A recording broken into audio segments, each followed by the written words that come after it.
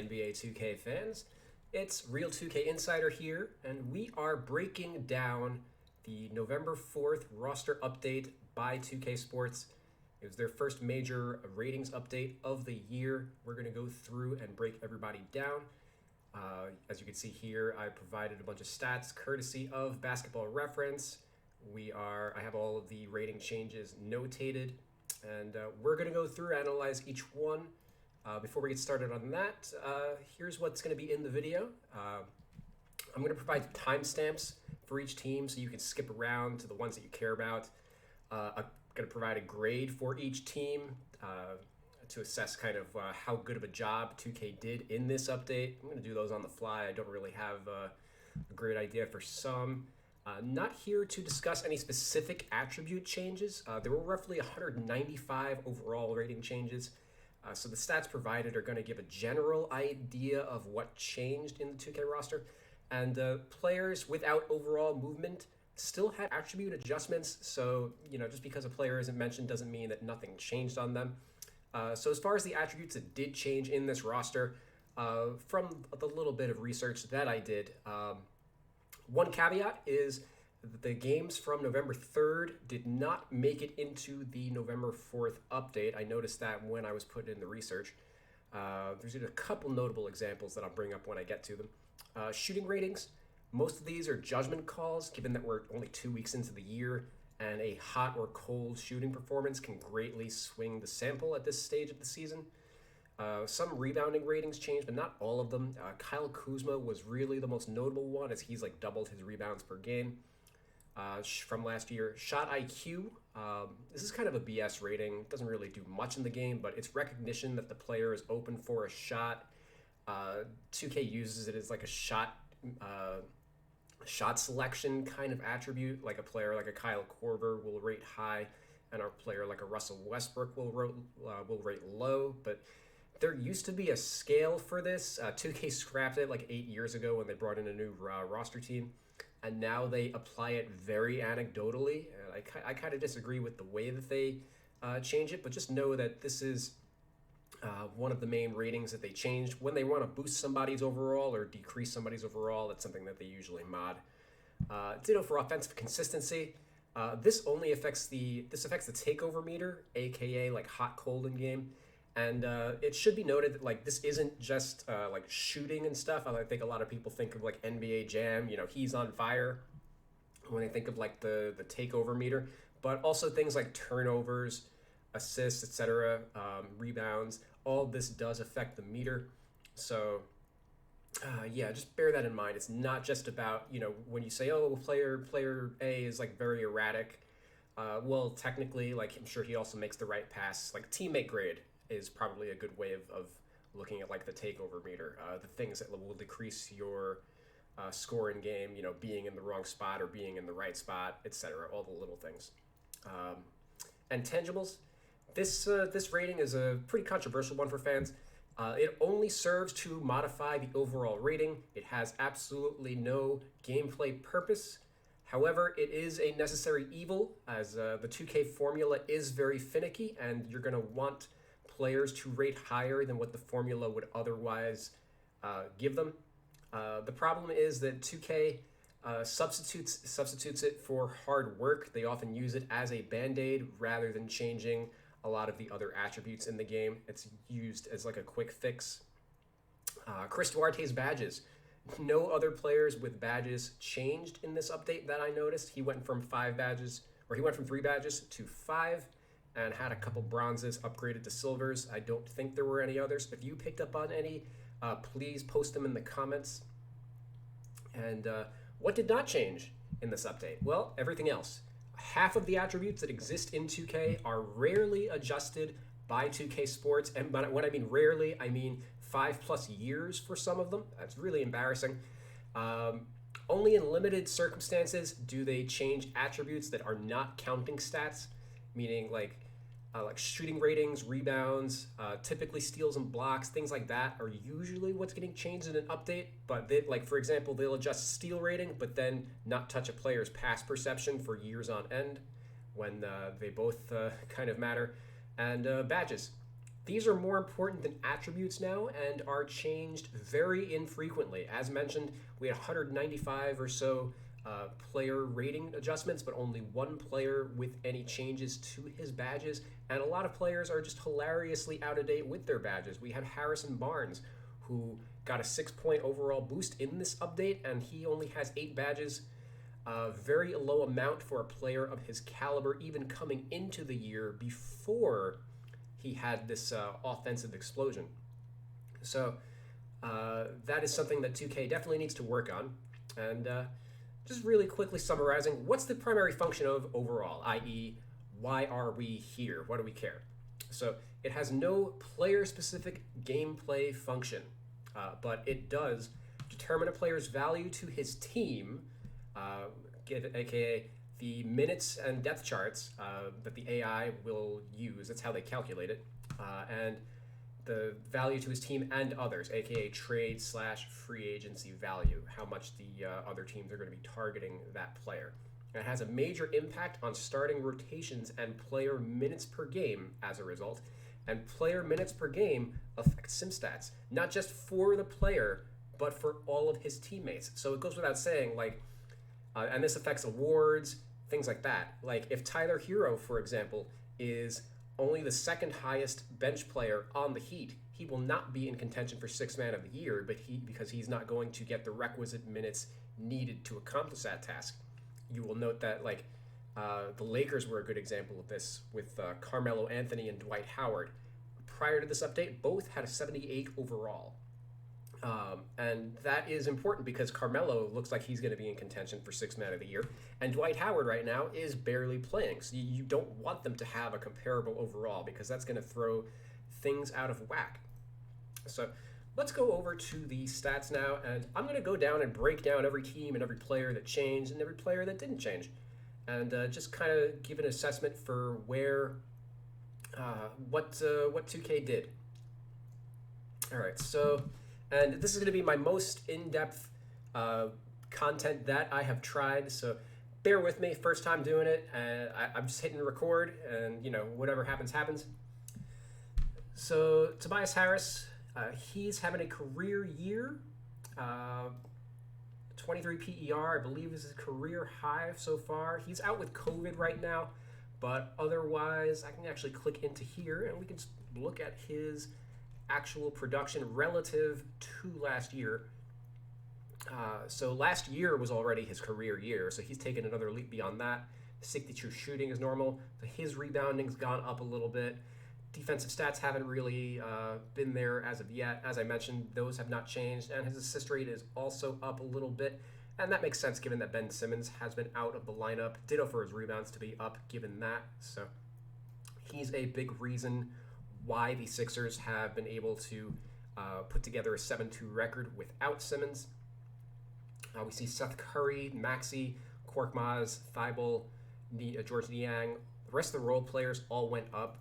Danny Green went down a point. I don't really disagree with Danny Green dropping. You can see he's got a 68 true shooting, which is very good. His defensive stats are still there. I don't think there was much of a reason to really drop him. But the rest of the guys on the team, they've all been playing well. Maxey started off erratic to start the year, but he started to come on a little bit. His issue is he doesn't really create much for others. We saw that Tobias Harris playmaking, his assist rate's gone up, but Maxey's has not. It's actually decreased a little bit, so that's worth noting. He'd otherwise be a little higher. Seth Curry's really emerged as like a go-to guy for this team. And his shooting percentage right now is absurd, 76 true shooting. What's his actual percentage? 53% from 3, 62% from the field. That's insane. And is kind of a trend from where he was last year. He's been filling the J.J. Redick role for this team the last 2 years and really excelling there. So he went up to 78. I'd probably have him around like an 80 in terms of like his actual value to the team. He should definitely have a little more separation from the other role players on the team. Korkmaz having a career year.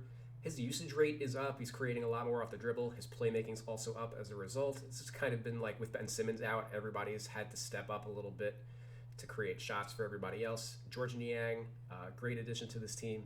A very good three-point shooter, so his rating deserved to go up a little bit. Matisse Thybulle's been finishing at the rim a little better than he did last year, and yeah, that's the guys who changed on this team. Was a little curious to see Joel Embiid did not change. He's not having the same year that he had last year. I would say like a 95 overall. You would want the 95s and 96s. Those are the highest ratings that 2K has given out in the game. Typically, the like MVP caliber guys are going to have a player efficiency rating of a 30. So we can see Embiid with a 24. It means his production has dropped off. I don't look at PER as like an end-all stat. It doesn't do a good job of measuring defense. But we can see here his shooting numbers have been way down from last year. His rebounding has also decreased a little bit. Everything else is kind of the same. Like with the other guys, his assists are marginally up, but the big gap in his shooting is a big reason why. You see 10% chopped off his field goal percentage. And some of that is because he hasn't been as deadly from mid-range as he was last year, 50% versus 38% right now. Also 32 from 3 versus the 38 he had last year. And yeah, just you could see from like close range, he was upper 40s, and this year he's in the 30s. So yeah, just overall his offensive production has not been down, but 2K did not penalize him as of yet. Shake Milton, he didn't go up, but he's been playing very well. He's only played 4 games coming back from an injury, but I would anticipate he would go up moving forward. And Andre Drummond's been great. Here's a weird example of like the 2K, the way that the 2K's AI handles the depth charts in this game is whoever's got the highest rating among the non-starters is going to log the most minutes, irrespective of what position they play. So where problems occur with the gameplay is Joel Embiid he's going to play the most minutes among the starters, and the game itself does not recognize that Andre Drummond should, like, if Embiid's getting 32 minutes per game, then Andre Drummond should only be getting 16 because he's the backup center and he doesn't play any other position. He can't play the 4. He can't share the court with Embiid. But the game doesn't realize that, or it just won't factor that in. So if he's the highest rated backup in simulations, he's going to have he's going to be getting 27 to 28 minutes per game rather than the 16, and that's going to throw a lot of production for the team out of whack. So it's a weird dynamic because normally a player like Drummond would I've compared Drummond to 2006 Alonzo Mourning, who was one of the best centers in the NBA, but playing behind Shaquille O'Neal. Zoe was in his older years, so he would give like max effort when he played because he knew that he was only going to play limited minutes, so his production was off the charts as a result. And typically guys who are older, are going to find themselves into roles like that. Drummond, on the other hand, he's 27 years old. He's in his prime, and he's chosen this role. So he would easily be among the best starters. He's absolutely starting caliber. He could play big minutes for a team. So on another team, he would be in the 80s easily. Like if it was in the similar role to what he did with the Lakers, he'd be like 82, 84 overall. But because he comes off the bench, you want his rating to be lower than a lot of the other guys. But it's hard to actually accomplish that based on how productive he actually is when he plays. He's one of the best rebounders in NBA history. And right now, his defensive stats are off the charts. His 5.1 steal percentage, this is like a 99 easily. This is absurd right now, like what he's doing defensively. Right now, it's like double like his career high right now. Obviously, he hasn't played a ton of minutes right now, but it's his productivity has just been off the charts in the limited minutes that he's gotten. So his rating I would normally recommend going up, but because of the way that the AI handles a player like him, I would advise against it. And you can see here, just to explain this DC thing, I've got this here. I have here we go, this file. This is how I sort guys in my own personal file. Like this is their actual depth chart placement, 6, 7, 8, 9, 10 for the Sixers. They play 9 deep, so Isaiah Joe is not in the rotation. So this is based on the minutes per game that these guys are playing right now. So ideally, Drummond would be the 8th man on this team. He's getting 18 minutes a game, along with Milton, and Thibault and Niang are right now in the low 20s. So that's what this means. And this right here, he indicates that his rating is a little high relative to the rest of the team. He's the 8th man on the team, higher than 4 other starters right now. And we can see here that George Niang as the 7th man with a 75 overall, being rated lower than most of the other guys on the team. That in itself is indicates that he could go a little higher without breaking the hierarchy of the rest of the team. And just one more brief note, Jaden Springer, his rating dropped, but I don't think it was due to his play, as obviously he has not really played at all. Rather, this was due to a position change, which can also affect the overall. So I'm not going to notate a ton of those, but just moving forward, if you see a player like this, for example, where like it doesn't, his production wouldn't have reflected an overall change, it's probably just a position change. He moved from the 2 guard to the point guard, which reduces a player's overall generally. So let's check out Milwaukee. I spent a lot of time on Philly, just laying down some groundwork. I don't think I'm going to spend as much time on the rest of the other teams as we move forward, now that you guys have all of that information in mind. So, the Milwaukee Bucks. We see Middleton went down a point. He has been struggling with his shot a little bit. Right now, he's sidelined with COVID. Worth noting, his usage rate's a little higher than usual. Drew Holiday was also out, so that probably factored in a little bit. Giannis has been playing out of his mind. He's an example of a player that should have a upper 90s overall rating. His assist rate is up. He's been compensating for pretty much everybody else on the team being out. We can see right here that the other 4 starters on the team are hurt. Bobby Portis was also out for much of the year, so he's really been doing it all for the team to stay afloat. 62 true shooting is very good given his usage rate, and his block rate's also up. He's been playing in the center this year rather than power forward, as Brook Lopez has only played 1 game so far. And worth noting that he's actually improved his 3-ball a little bit. And it's worth noting 32% is not that bad for him because he does a considerable amount of it off the dribble rather than in spot-ups, which are much easier. But yeah, his rating did not change. I would actually recommend it go up a point. Oh, I'm sorry. I forgot to give a grade for the Sixers. I'm going to say they're a actually. Like a A-, B+, A-. As I approve of like pretty much all of the rating changes, aside from like the Danny Green one. That's a small a little quibble. But finishing off the Bucks, Pat Connaughton, he's having a career year, 62 sure shooting. I believe that's his career high. Let's scope him out real quick.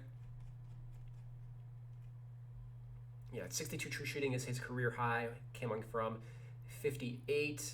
He's playing a career high 30 minutes per game right now, as he's been starting for Holiday and Brook Lopez, pretty much everybody. He's been the 6th man for the team this year. Grayson Allen's having a solid year as well. He's been starting for Dante DiVincenzo, and playing the way he's playing, he'll probably continue starting even after DiVincenzo comes back. Worth noting that he got a contract extension from the team, and DiVincenzo didn't, which maybe gives us a clue into what their future plans are. But his rating went up by 2 points. Thanasis Antetokounmpo, he's been playing the most meaningful minutes of his career. Has been in the starting lineup a lot. Again, filling in for Lopez. He's got 4 starts. He had 5 prior to this, coming into the year, and you can see he barely played the last couple of years, but playing meaningful minutes right now.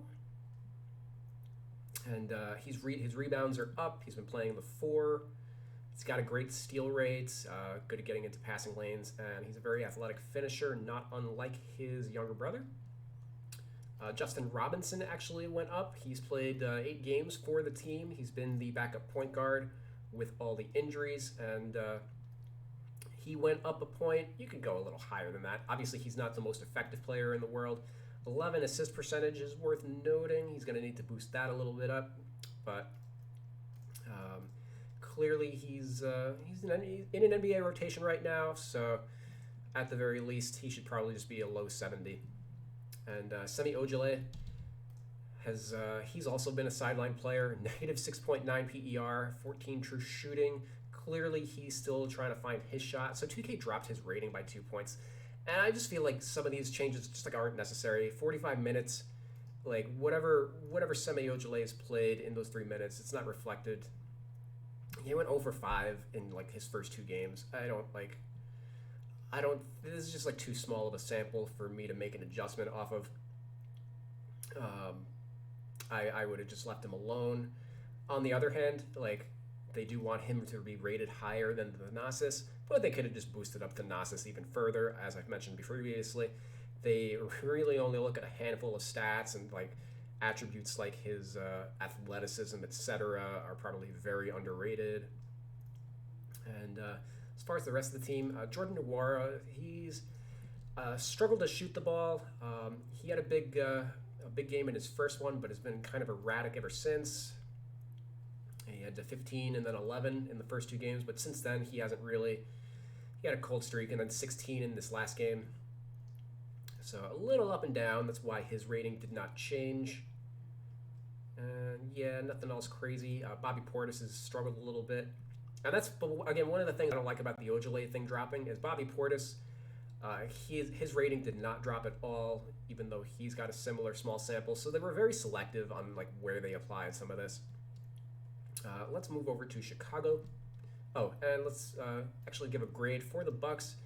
I'm going to give a B, I think. Maybe even like a B minus. They dropped Middleton, but not. I'm fine. I'm fine with what they gave him. Like for who he's established himself as. I'm not going to go crazy. And the rest of the role players really haven't shown a ton. They did boost Connaughton, probably not as much as they should have though. Yeah, let's go C plus. Actually, this is like. They actually didn't do as much as I thought. Looking at the Bulls, they did a lot for this team. DeMar DeRozan having a great year with the Bulls.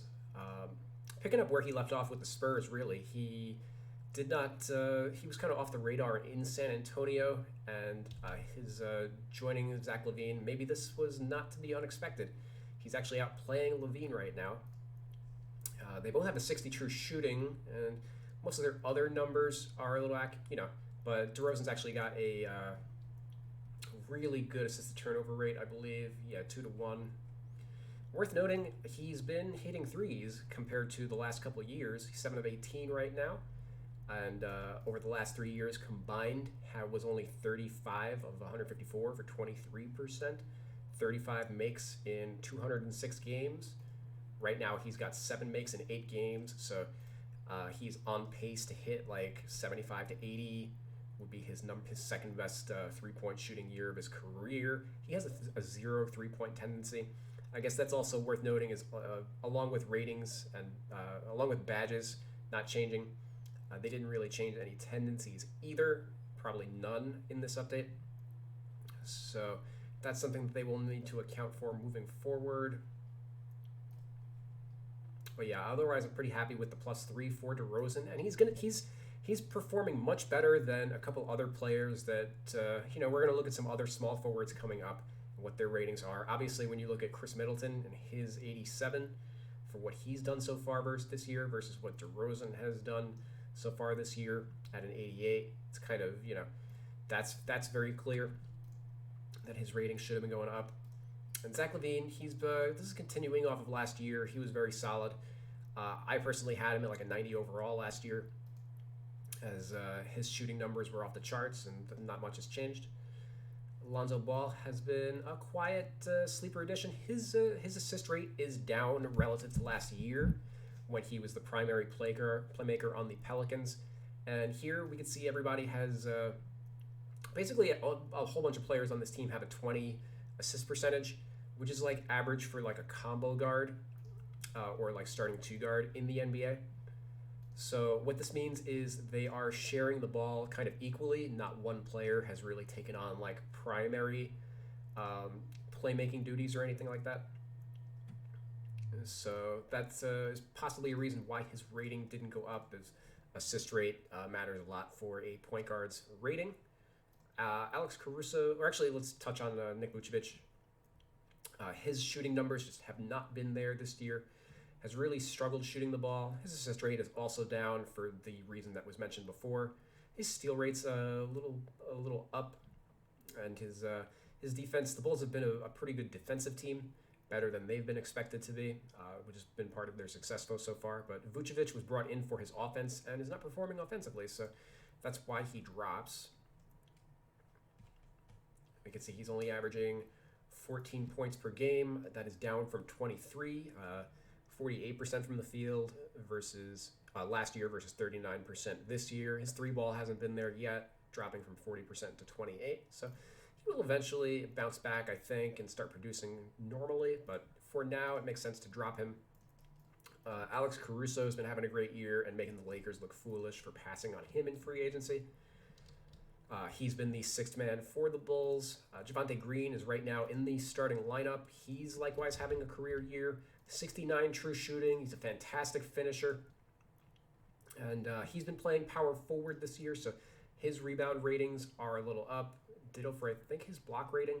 And Patrick Williams, his rating dropped a little bit. He's hurt for the rest of the regular season. Broke a bone in his hand, I believe, or fractured his hand.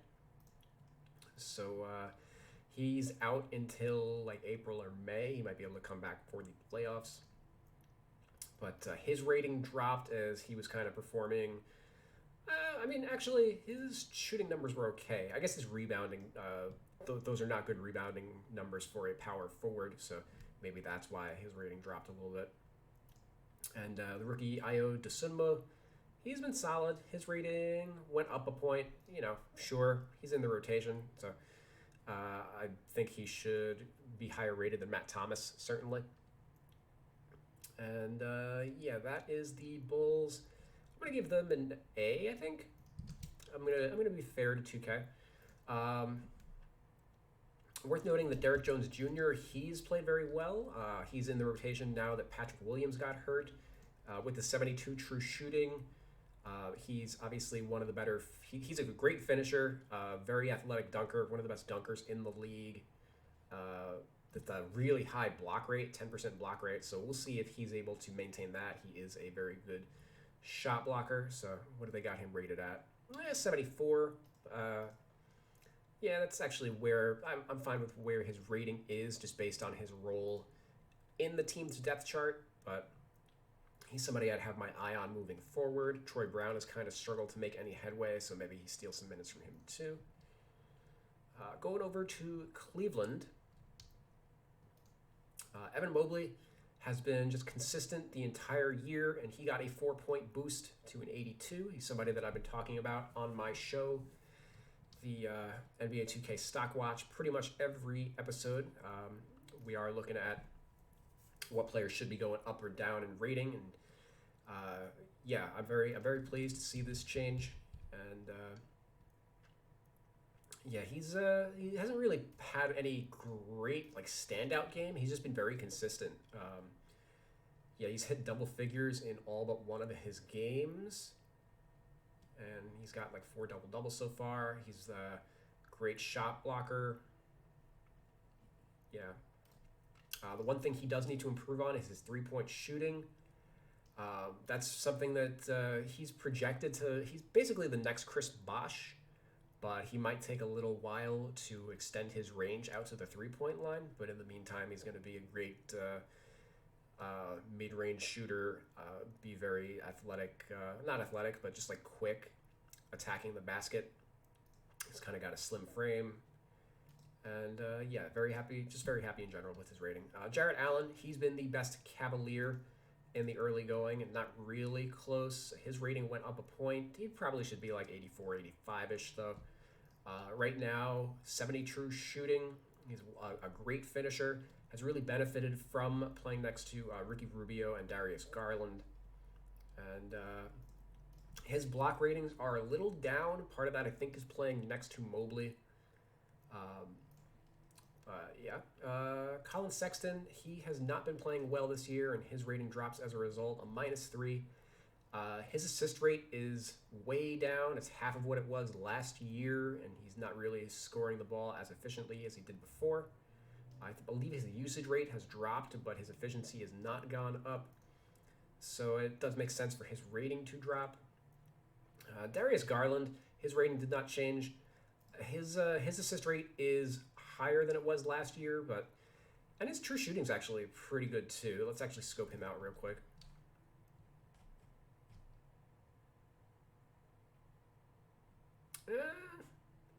Kind of basically the same as last year. 46 from the field, 38 from 3, 82. But yeah, 59 true shooting. That is an improvement. That's because he's taking more threes. Okay. Yeah, if he's taking more threes in volume, then that's going to benefit his rating. So, yeah, he's kind of taken a step forward, but I thought he was already, like, overrated at an 82. That's the same rating that, like, Alonzo Ball had. I'm okay with them being equal now. That didn't need to change.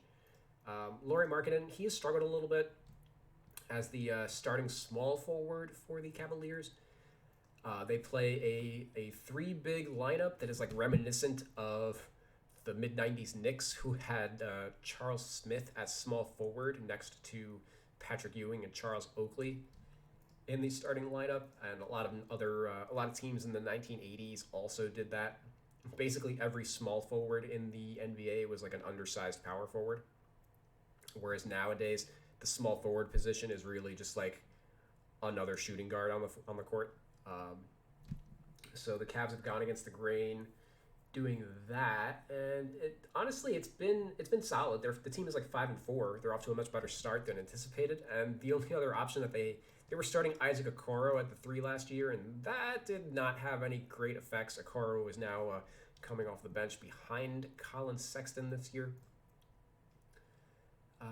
Dylan Windler and Chetty Osman. So right now, Markkanen's sidelined by COVID, and instead instead of moving Windler, Denzel Valentine, or Chetty Osman into the starting lineup, they instead moved Dean Wade in, which I kind of disagree with. I understand like they want to continue going big, I guess, but Dean Wade is not really an NBA level player, and these guys, Windler and Osman, have performed well when they've taken the court. You can see Windler here with the 23 PER in his limited minutes, 76 true shooting. And where is Chetty Osman? There we go. 70 true shooting. Those are guys that I would prefer get the starting nod while they have a bunch of guys out. Hopefully that's something that they do moving forward. But at least 2K recognized their value by boosting their rating. Taco Fall went up in rating, which I don't quite understand, nor do I want to. I don't know what 2K's thinking there with the 2 minutes, and I wonder if it was just like his rebound rate changed. They just plugged numbers into a formula or something. I don't know. But Lamar Stevens, he drops a point lower than Fall, which I thought was weird. Stevens has been, he plays. Taco Fall does not, so I thought that was even if he's not effective, you still want him to be a higher rated player than a guy who isn't in the rotation at all. And again, this is like just reading too much into small sample sizes. He's not going to shoot like this the entire year, so I didn't really see the need to change that. Right now, the shooting numbers are just too volatile across the board, but things like rebounds, assists, etc., those are going to be more consistent. So that's what I would have read into more so. I'm going to give the Cavaliers, I think, a B. Let's go an A, actually. Being fair, like all the right guys went up and down. And like Garland, even though he got better, his rating did not move up. Kevin Love has also been playing well, and even though he's been coming off the bench, they could have easily like dropped his rating. So yeah. Oh, we also saw Ricky Rubio. He went up 8 point. He's been playing well, even though that may not be reflected in his shooting numbers. His assist rate is up, and that matters a lot for a point guard. All right, going over to the Celtics. They have been super erratic to start the year in terms of like their effort and their offensive efficiency. Jason Tatum and Jaylen Brown have already been accused of like a light amount of ball hogging by point guard Marcus Smart. And we can see Tatum's rating went down, Jaylen Brown went up a point, and Marcus Smart went down 2 points. So breaking down those three guys, Tatum, for him to have an 89 overall right now, that is asinine when you consider some of the other ratings of small forwards that we've done so far and how they've dropped various role players like Lamar Stevens, Shemi Ojale, etc. When you compare Tatum's numbers right here to the numbers of DeMar DeRozan or Chris Middleton, an 89 is just ridiculous, I think. 47 true shooting. He is really struggling with his shot.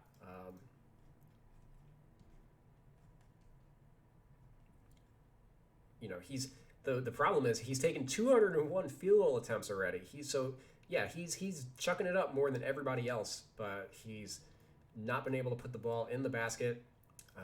He's 11%, 12% worse from three, and he's 12% worse from the free throw line, which is a little concerning. And his assist rate is also down.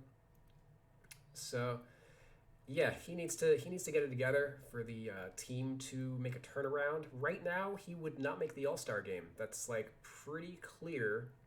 Jaylen Brown has been largely the better player of the two throughout the year. He's also been a little up and down, and his assist rate has generally been lower than Tatum's. He's not the greatest passer in the world either, but he is scoring the ball efficiently, so his rating goes up. But realistically, like I would be cool with like we have DeMar DeRozan and Levine both have the same rating. For Tatum to be even higher rated than Brown is just kind of crazy. I think an 87 for both of these guys would be acceptable. And they're just giving Tatum way too much credit. He does have something like 51 badges, which drive his rating up, but they have things like the intangibles rating to like negate that. So very disappointed in that. Marcus Smart, his rating dropped. Has really struggled to put the ball in the basket, and his assist rate is way down. And it's really weird to see his assist rate down because he's now the starting point guard. He was the starting two guard last year next to Kemba Walker. So they got rid of their point guard, put Smart in the role, but like they've had worse playmaking than ever from the rest of the team. Like when you look at the assist rates of the Bulls, who they have all these guys in like the 20s range. They're sharing the ball. These are all five great playmakers, but nobody's really taking lead. But you can tell that they're moving the ball. Whereas here, everybody's assist rate in the starting lineup. Take out Dennis Schroeder here for Al Horford to be leading the team in assist rate. Clearly there is some merit to what Smart was saying. The team is playing way too much one-on-one right now. So that's something that is kind of reflected in his production specifically, and that it may not even be his fault because the ball just may not even be in his hands. Dennis Schroeder, he's been solid. Solid relative to the rest of the team. Like he's been better than Marcus Smart, so he does have a higher rating than Smart now. Al Horford and Robert Williams, they've been the guys kind of holding the ship together. Robert Williams is in the starting lineup this year. He's been playing great, 71 true shooting. He's a dunk monster and always has a great block rating. What is surprising is Al Horford. He's been a block monster at 9.5%. This is like triple his previous career high. This is completely out of nowhere, and he's playing power forward rather than center. So for his block rating to be this high, it's really unprecedented. And of course, I'm going to guess that like 2K probably didn't even adjust his block rating, but nevertheless, definitely something worth keeping an eye on. His rating should probably be even higher than an 80, and if he keeps this up throughout the year, should probably be in like the 83, 84, 85 range. Um, has shot the ball well, and also his rebound rating. This is the best rebound rate of his career by a significant margin. If you remember when he was with the Celtics originally a couple of years ago, they were a bad rebounding team, and he was a big reason why. But clearly, he's worked on some of his drawbacks over the last 2 seasons since then. And yeah, I would like to see that get duplicated in the game. Grant Williams, he's having a career year. Really wasn't effective at all offensively his first 2 seasons in his career. Very erratic from three. You can see here he's got a 71 true shooting. So as a result, his overall rating went up 4 points. And just to give you an idea of how much he improved, his PER's doubled. 70 true shooting from 55 is really good. And that's pretty much it. He's also cut his turnover rate by a lot. He's got a 2-to-1 assist to turnover ratio, whereas you can see it was just like 1-to-1 previously. So he is one of the few Celtics with better playmaking numbers than the year before. Josh Richardson and Peyton Pritchard, they have really struggled with their shot. Josh Richardson in particular is like, is there a player that's like fallen off more in the last 2 years, at least in terms of like where he was? You know, he was considered a slightly above average starter, and now he's like coming off the bench and not even doing well in that role. And Pritchard, he broke his nose during the preseason. He had a pretty good offseason. He kept in the rec games, he was dropping like 60 points or something, just putting up crazy numbers, and it carried over into the preseason. But then he broke his nose, and like he's been wearing a mask, and I think that's affected his shot a little bit. So maybe later in the year his numbers will go up. He's also lost some playing time to Dennis Schroeder, so it makes sense for his rating to drop. Romeo Langford has been shooting the ball a lot better, but that was not reflected in his rating. Only a 69. His was one of the worst three-point shooters at the 2 guard in the NBA over the last 2 years. Only 10 for 45 coming into the season, but we can see here he's already 7 for 15. So even though this percentage is not going to hold, he is clearly a much better shooter, but it doesn't seem like that was reflected by 2K yet. And yeah, worth noting, Juan Hernangomez, Enes Kanter completely out of the rotation, but they still maintain high overall ratings. We see Kanter's rating dropped by 2, but clearly these guys need to at least be lower than these 3 guys who are in the rotation. As I mentioned before, this is going to throw the entire team out of whack. Even if we think, like, I was confused by Kanter rejoining the team to begin with, because he had his worst season of his career in Boston, so like I didn't really understand what the point was there. And he's a player similar to like Andre Drummond, who like he's very productive when he does play, and that's going to cause his rating to be high, and higher than it otherwise should be. Right now he's rated as like the 7th man on the team and would be getting substantial minutes as a result, but we can see he's only played 5 minutes per game in the handful of games that he has gotten on the court, so not a big part of the team right now. We need to get guys like Jabari Parker higher than him at the very least. So I'm going to give them, I'm going to give the Celtics a D, I think. Only because they boosted up Horford, Williams, and dropped these 2 guys. But in terms of like how they handled Jason Tatum, and I think they could have gone a little higher on Horford, and then guys like Hernangomez and Kanter being too high, Langford being too low. I don't think they did a particularly good job here. Let's go over to the Clippers, who they've been struggling a little bit. Obviously, they were without Kawhi Leonard, Serge Ibaka as well. Marcus Morris hasn't played much. He's only played 2 games and was really ineffective in them. And Paul George, he's in the middle of an MVP season. Moved back up to a 90 overall. Again, if we compare this to Jason Tatum's 89 relative to like what Jason Tatum's production has been so far, It's night and day. Horford right now is playing like he did with the OKC Thunder a couple years back, where he was third in MVP voting and made the All NBA first team. And the Clippers' record right now is what's going to keep him back from like making a high All NBA team. But certainly he's playing at a very high level. Probably should have a rating comparable to Kawhi Leonard by the end of the year, as long as this maintains. His true shooting's been nuts. His assist rate, I believe, is also up, and his steal rate. One thing to note is steal rates are way up in the NBA. There's a new ball and obviously new offensive rules as well, and turnovers have been up as a result. So Paul George, I believe, is leading the league in steal rate. I guess we can check on that real quick.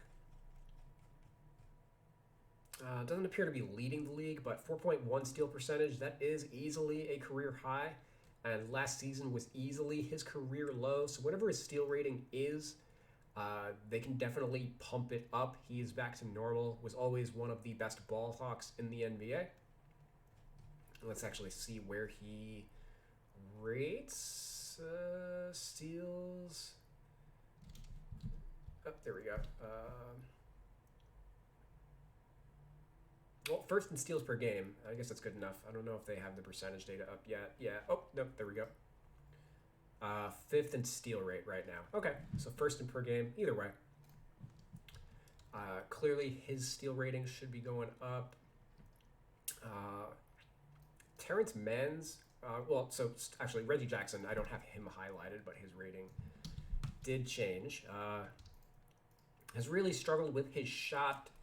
He's playing the two guard this year rather than the point guard. Last year he was like backing up Pat Beverly and then started over him in the playoffs. But this year he's been starting next to Eric Bledsoe, who's also really struggled. Bledsoe's rating did not change, but I'm okay with that because he was kind of underrated to begin with.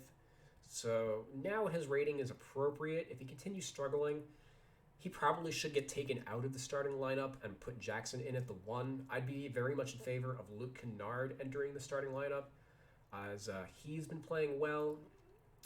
62 shooting, probably the best shooter on the team outside of George, and he'd really use some help in the starting unit, as the Jackson-Bledsoe backcourt has been really dismal. Was a little curious to see Terrence Mann's rating drop. As he's been probably their best backup throughout the year. Nick Batum, his rating also dropped. He has a 60 true shooting, is rebounding really well. And this was like my first indicator that the November 3rd games did not make it into the November 4th update, because we're going to click on Batum's game log. I did notice that they dropped his 3-point rating. And in the November 3rd game, you can see he was 6 of 8 from 3. So on the year, he's shooting 40% from 3, which is identical to what he did the prior season. So I didn't understand why they dropped his 3-point rating, but then I look, you see over his first 5 games, he was shooting only 30% from 3. And this is why I consider it very problematic that 2K is like giving these wild shooting rating adjustments early on in the year, because we see a game like this swung his percentage by 10 points. So kind of defeats the purpose. Already one game has been played, and he doesn't reflect what he was doing. It's just not reflecting what his season production is. So that and the Terrence Mann thing as well were kind of my first clues that something was a little off. You could see Mann in this game, 3 for 3 on 3, 6 of 7 from the field. So that, and a season high 17 points. So that brought his production also way up relative to where it was. So Mann and Batum, they're probably going to go up in the next update, and maybe this brings to light some problems with the method that 2K uses for adjusting ratings. Their next ratings update is not for another 2 weeks, and it's very clear that Mann and Batum are underrated right now, and that's something that's not going to get fixed for a while. And I think in certain examples, I'm going to highlight a lot of examples where they should be able to go in and say, oh, hey, we messed up. We don't need to wait 2 weeks. Just make an update. There's a lot of players where it's pretty obvious that something's off. You can look at Jason Tatum's numbers. If we don't need another 2 weeks of his production at this level to know that he's got to go further down. They need. I think they need to change the way that they handle a lot of this stuff. Justice Winslow, his rating dropped. Obviously, he's been terrible throughout the year. I didn't understand that signing. He got like 2 years and like $3 million per, after not really showing much at all in Memphis, and like really disappointing how his career's turned out. He just can't put the ball in the basket, it seems. Though obviously it is still early, but I would have just left him alone. Like, these guys are already low rated. It's not like he was. If anything, you caused a problem now, because now he's lower rated than Keon Johnson, who has not played at all for the team yet. So, yeah, that's another note. And Isaiah Hartenstein, he's been playing well as the backup center. Beat out Harry Giles III to earn his roster spot. Serge Ibaka's been out, and Hartenstein has produced in the role. You can see there's barely any difference between him and Ivica Zubac. Given their true shooting percentages, Hartenstein's actually out rebounding him right now and blocking more shots and getting more defensive stats. Jeez. So I guess I give the Clippers I'm going to give them a D. Yes, Paul George moved in the right direction, but again, comparing to Tatum, it should have been a lot higher. And I did very much disapprove of the Batum man ratings dropping, even when we consider that they did not, it happened after press time. The fact that it happened after press time also was another cause for concern. They need to adjust the timing of the release cycle of the rosters, I think. At least in the early part of the year, where the samples are smaller. Obviously, one game equals like 15 to 18% of a player's production right now. It's going to matter less as we move deeper into the year. So I'll give them a D+. Grizzlies. Ja Morant, been one of the best players to start the season. He looks like he's made a huge leap in year 3 relative to Derrick Rose and DeMar DeRozan. Those guys made big leaps in year 3 and made All-NBA. Derrick Rose, in fact, was MVP in his 3rd season, not just All-NBA. So it looks like Ja Morant has made a comparable leap to those guys. Scoring super efficiently. His assist rate is very high relative to those guys, and he's just a joy to watch on the court. 89 overall. Again, I'm not going to harp on Tatum for the entire broadcast, but when you compare Ja's 89 to Tatum's 89, it's really night and day. Right now, Ja projects to make his first All-Star team, and I'd probably I crunched the numbers in the early going. I would take him on the All-NBA second team right now. So it's probably pretty reasonable to think that he's going to give the third team a run for their money. Obviously, there's a lot of guards right now that we're going to get to who are struggling out of the gate, notably Dame Lillard, James Harden, Luka Doncic, etc. So we're still early in the year. We've only played 10% of the games so far. But I do think that Ja is going to continue this level of play moving forward. So awesome news for the Grizzlies as they look to return to the playoffs. Jaren Jackson Jr., he has struggled a little bit out of the gate. Has not really been effective shooting the ball. His numbers are really comparable to like Kristaps Porzingis, who has been getting, like people talk about him not being like a legit number 2 guy next to Luka. Part of that is because of how much he's paid. But Jaren Jackson did get a contract extension that kind of puts him in that same bracket. So the Grizzlies are going to need better from him moving forward. He's been kind of trickling upwards, I think. Just checking out his game log.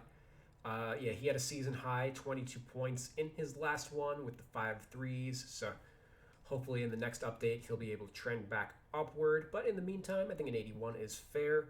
Kyle Anderson, we can see here his production actually, It sort of fell off from where it was last year. He's not been shooting the ball well, but he's still doing everything else at a pretty reasonable level.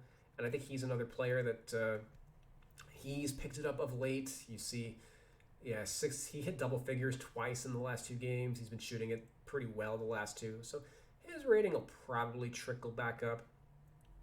But just his shooting numbers in the early going, again, most of the ratings that changed in this update were related to shooting or offense. So that's why he dropped. Steven Adams, I was surprised to not see his rating move at all. He's been really effective with Ja Morant.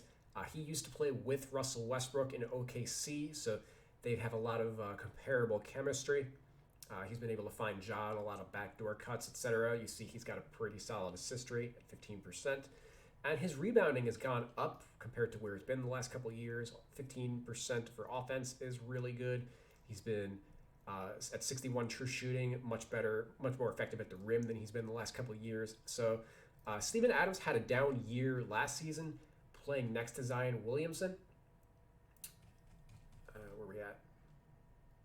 But going from 20 PER, 15 PER back to 20, which is what he was at OKC. He's more or less back to normal, but his rating did not change. I think that he should be higher rated than Jaren Jackson Jr. at the present moment. Desmond Bane, D'Anthony Melton, those guys had rating boosts, which were honestly much needed. Both these guys are starting right now, as Dylan Brooks has been sidelined with an injury. We'll see what happens with them once he's back, but Bane in particular is provided some much needed shooting for the team, and Melton is a pretty good defender, runs the break well, and gives them, between him and Ja Morant, they have a very fast backcourt that is giving teams fits right now. Tyus Jones, his rating did not move, but he has been really effective this year as Ja's backup. We see he's got a 22.8 PER, 68 true shooting, and always has been a good passer. So let's actually check out Jones real quick. 52% from 3. So between him and we see 11 makes in 8 games versus 45 makes in 70 games last year. So the knock on Ja and Jones coming into this year was that they both weren't good three-point shooters. It looks like that is something that both have worked on, particularly Tyus Jones. If teams have to respect him, it just makes him that much more deadly when he's on the court. John Konchar's rating dropped by 2 points, I guess. Again, his shooting numbers have been down, but, he is an all-around player, and, whatever. And Xavier Tillman and Brandon Clark, they both dropped in rating. You can see they are among the higher-rated guys on the team. Both should have a lower rating than Tyus Jones, given their role on the team's depth chart. Whereas even Zaire Williams and John Konchar should, all those guys probably should be a 74 overall rating, with Tyus Jones being a 76, 77 to get him above them in the depth chart. And Clark is he had a really good rookie year, but has kind of struggled to make his mark since then. Jaren Jackson Jr. missed all of last year, but he wasn't really able to carve out a consistent role. And now that he's healthy, he just hasn't really been able to make it on the court. He's basically an undersized 5 and doesn't really have the game of a 4. So a little bit of a modern tweener going on. I'm going to give the Grizzlies a B. Not a Brandon Clark, but a B. As I think the Ja rating is a good boost. They made the right call with the Jackson Jr. dropping and Kyle Anderson, at least relative to press time. The two starting wings went up in rating, but they did not boost Steven Adams or Tyus Jones. So we'll say the B-. Going over to the Hawks. Trae Young, no change. His numbers have been solid, consistent. His true shooting is a little down. It is worth noting that he was one of the poster boys for the new rule changes for offensive players, and we can see here his free throw rate. This number is historic.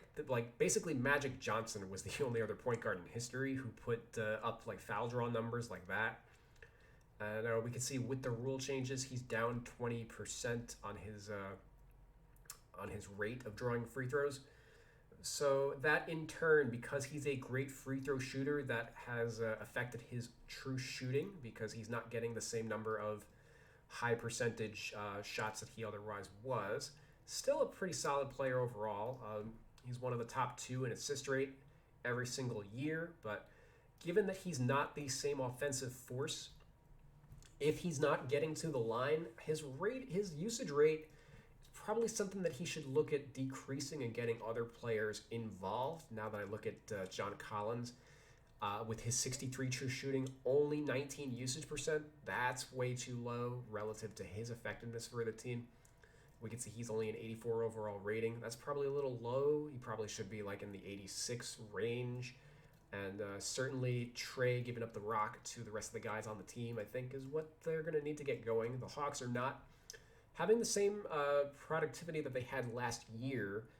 They are like 500 right now, whereas they played much better than that down the stretch in order to make the playoffs and then eventually upset the Sixers in the playoffs to make the conference finals. So worth noting with Trae Young. But again, if Jason Tatum's an 89, I can't get too hard on Trae Young being 89. Bogdanović, he struggled a little bit out of the gate, so his rating drops a little bit. Clint Capella, he's not really struggling, but his rebound and block numbers are down from last year, so it would make sense for his rating just to drop a point, I guess. And DeAndre Hunter, his production so far is like it's lower, but his rebounding in particular is lower than it was previously. But I think some of this is also just factoring in his shooting numbers. He was 6 for 6 on November 3rd, which again, this performance did not make the cut. So when you factor, once that makes the cut, and you can see he was actually good in the following game after that, like he'll be going back up in the next update, I think. Cam Reddish, he has been the best bench player on the Hawks in the early going, so his rating appropriately jumps up 3 points. I was a little curious to see, though, that Danilo Gallinari, his rating did not drop. He has not been as effective. He's been getting fewer minutes than ever. He's definitely on the downside of his career. His rating did not change, so he's rated on par with Hunter, Bogdanović, and Cam Reddish, so I think that's incorrect. And Kevin Huerter's rating dropped, which, clearly Huerter has struggled with his shot, but he's still a very important player on the team. And has the same rating now as guys like Delon Wright and Lou Williams, who are not playing. Other than that, the Hawks run a pretty tight ship. The rest of the guys on the team aren't really playing, so most of the rating changes are for the top guys. I'll give them the B. Not a Bogdanović, like a double B. But just a B overall. Like the right rating changes occurred, but Collins probably should have gone up and Gallinari should have gone down, so I'm not going to give him an A for that. Going over Miami, who have been the best team in the Eastern Conference, fantastic defensively. Obviously, they added PJ Tucker and Kyle Lowry to the team. Jimmy Butler has got a great steal rate, and he is one of the players who's been completely unaffected by the rules. He barrels into people. He doesn't try to get, he wasn't trying to trick the referees into foul calls like Trae Young perhaps was. So Butler, completely unaffected by the rules. His fouls were always legit.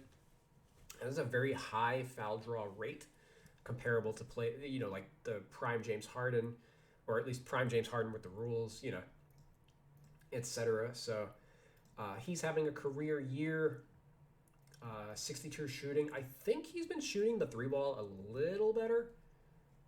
Never mind. 23%, 3 threes. That's wrong.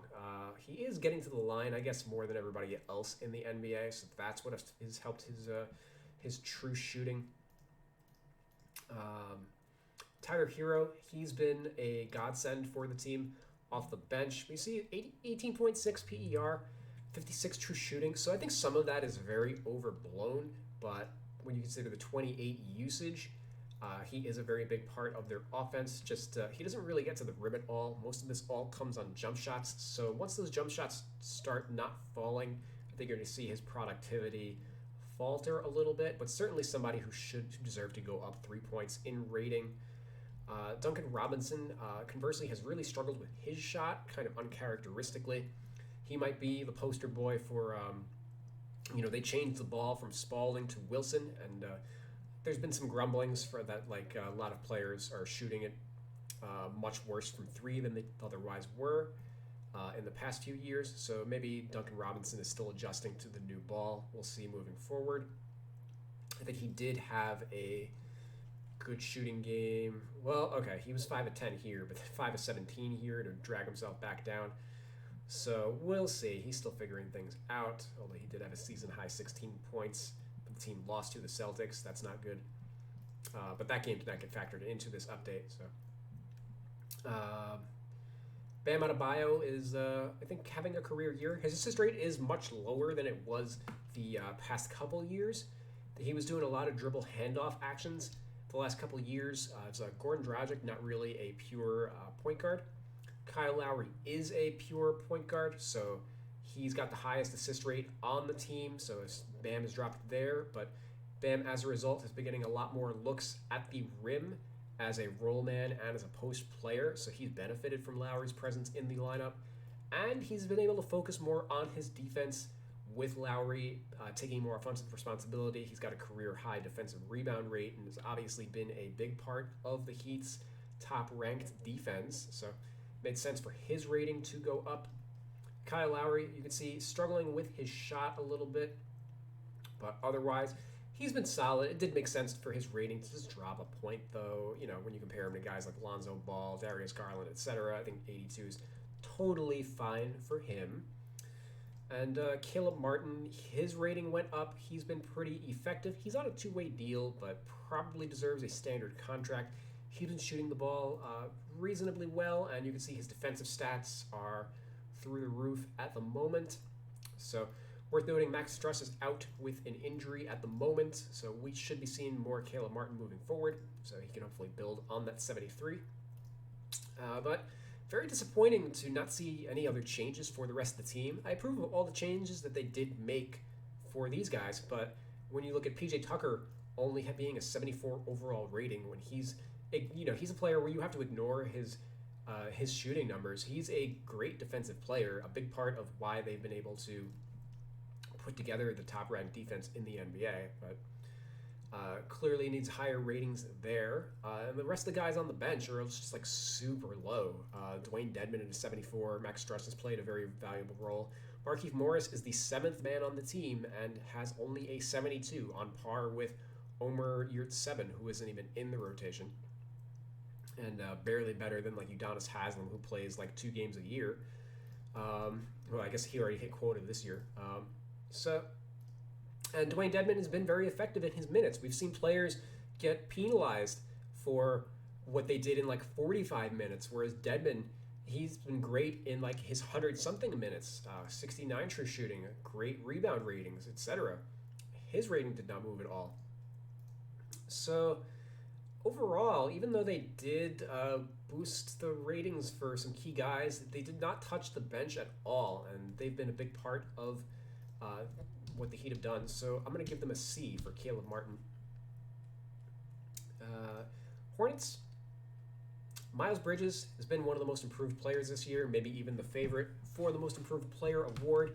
He got a 6-point boost in rating, a 5-point boost in rating from 2K.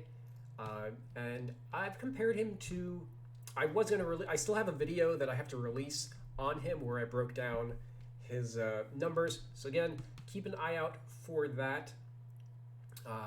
What is my series called? The Ratings Doctor is what I call that. So if you're interested, I should put out a video on it. I promise I'm going to do it by the end of this week, where I just go through and break his ratings down. But he's just been much improved offensively. Let's actually just dive in real quick so we can see what changed on him. So similar true shooting, but his usage rate is way up. He's creating a lot more off the dribble now, and He really meshes well with LaMelo Ball. Aside from that, his assist rate has doubled, and 2K didn't change a ton of his. They basically changed none of his defensive ratings. Everything that they changed on him was like shot IQ, intangibles, offensive consistency, a bunch of BS attributes. They didn't touch anything for him defensively. He's solid defensively, and yeah, they BS their way into this 83 overall rating. Whereas if they had given him a true adjustment, they could have gotten him to that point, and then or even higher if they really wanted to. If they just gave him a fair assessment rather than spending like 30 seconds on him. LaMelo Ball, he's been great this year. His numbers actually are kind of close to what they were last season. His assist rate's pretty unchanged. Steal rate's a little higher, but his true shooting also is around the same range. His usage rate, I believe, is higher.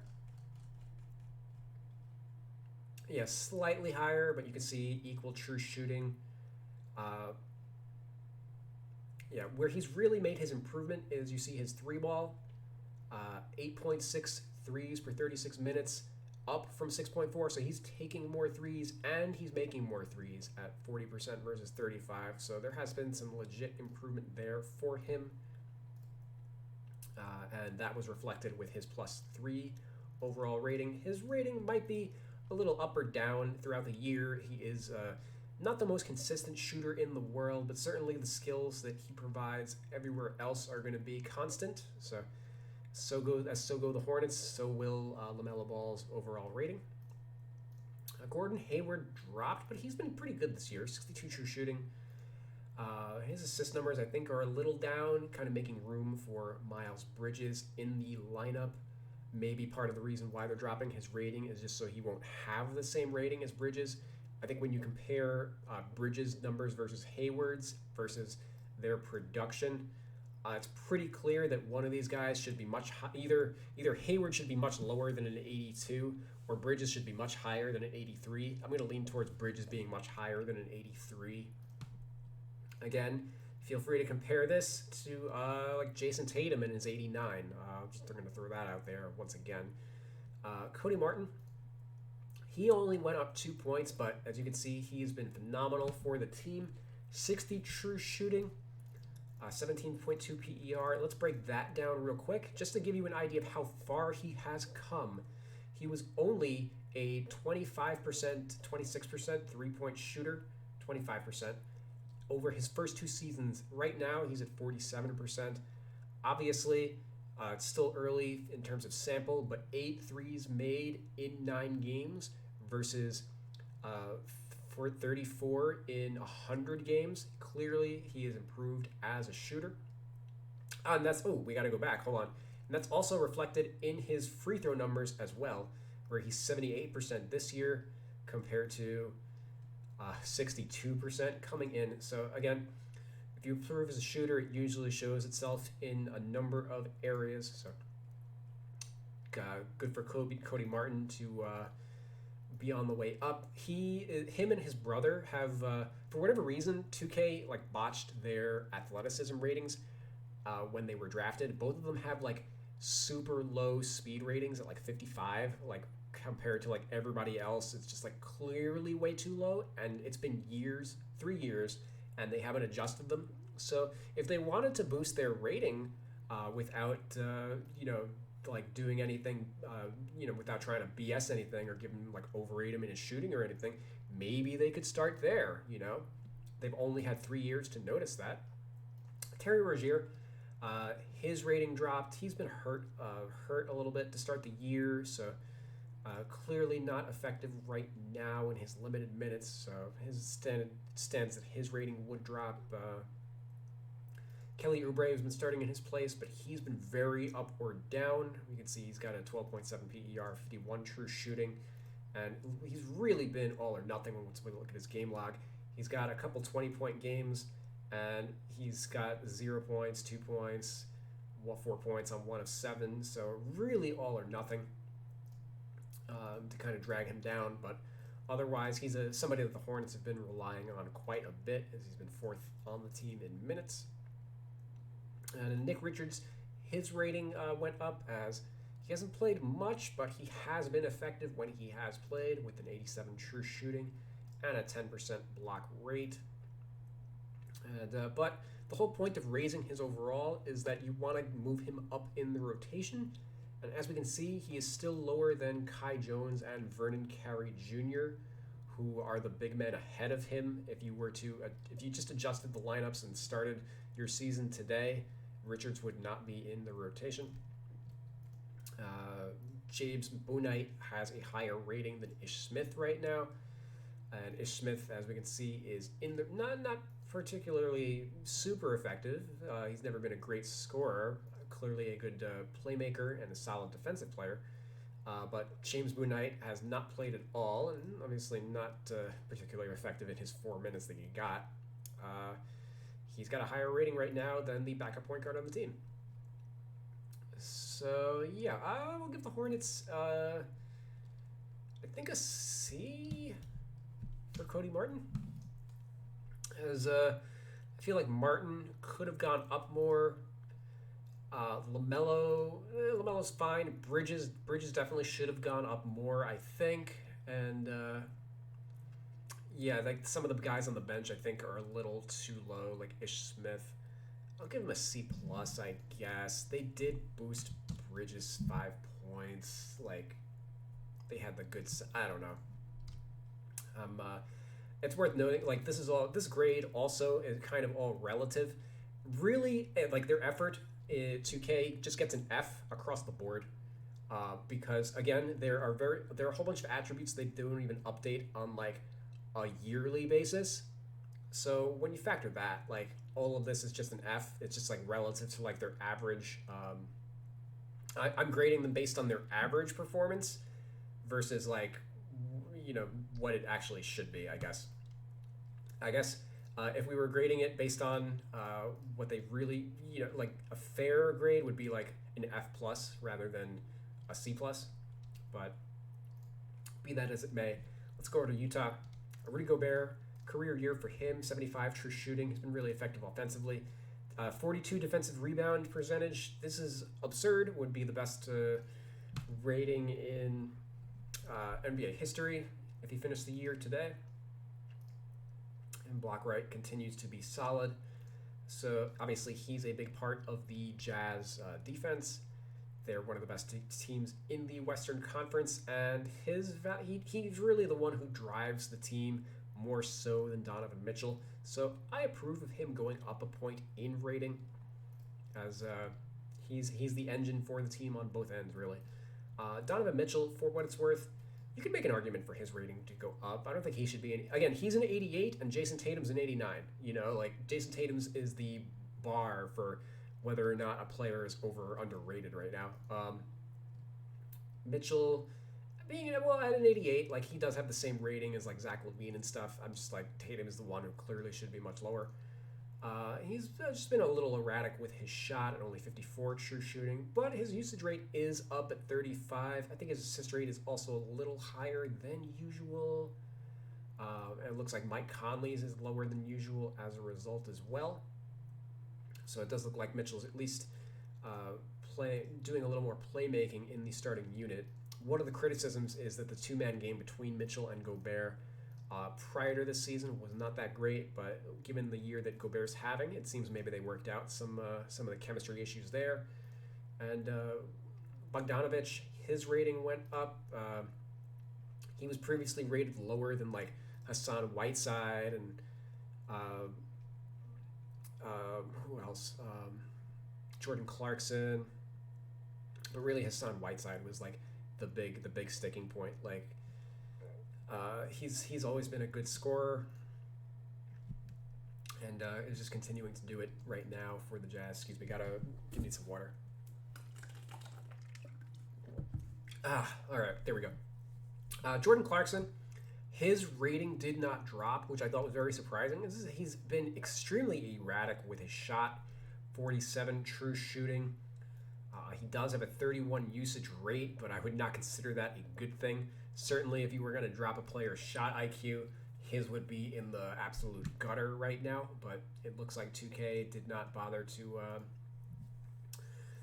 they did not care about that in this update, and especially clear again with Joe Ingles. Ingles' rating dropped, but I'm not sure why. 76 true shooting for him, and clearly he's also playing much better than Jordan Clarkson. Was the runner-up sixth man of the year to Clarkson. I thought that Ingles should have been the sixth man winner over Clarkson.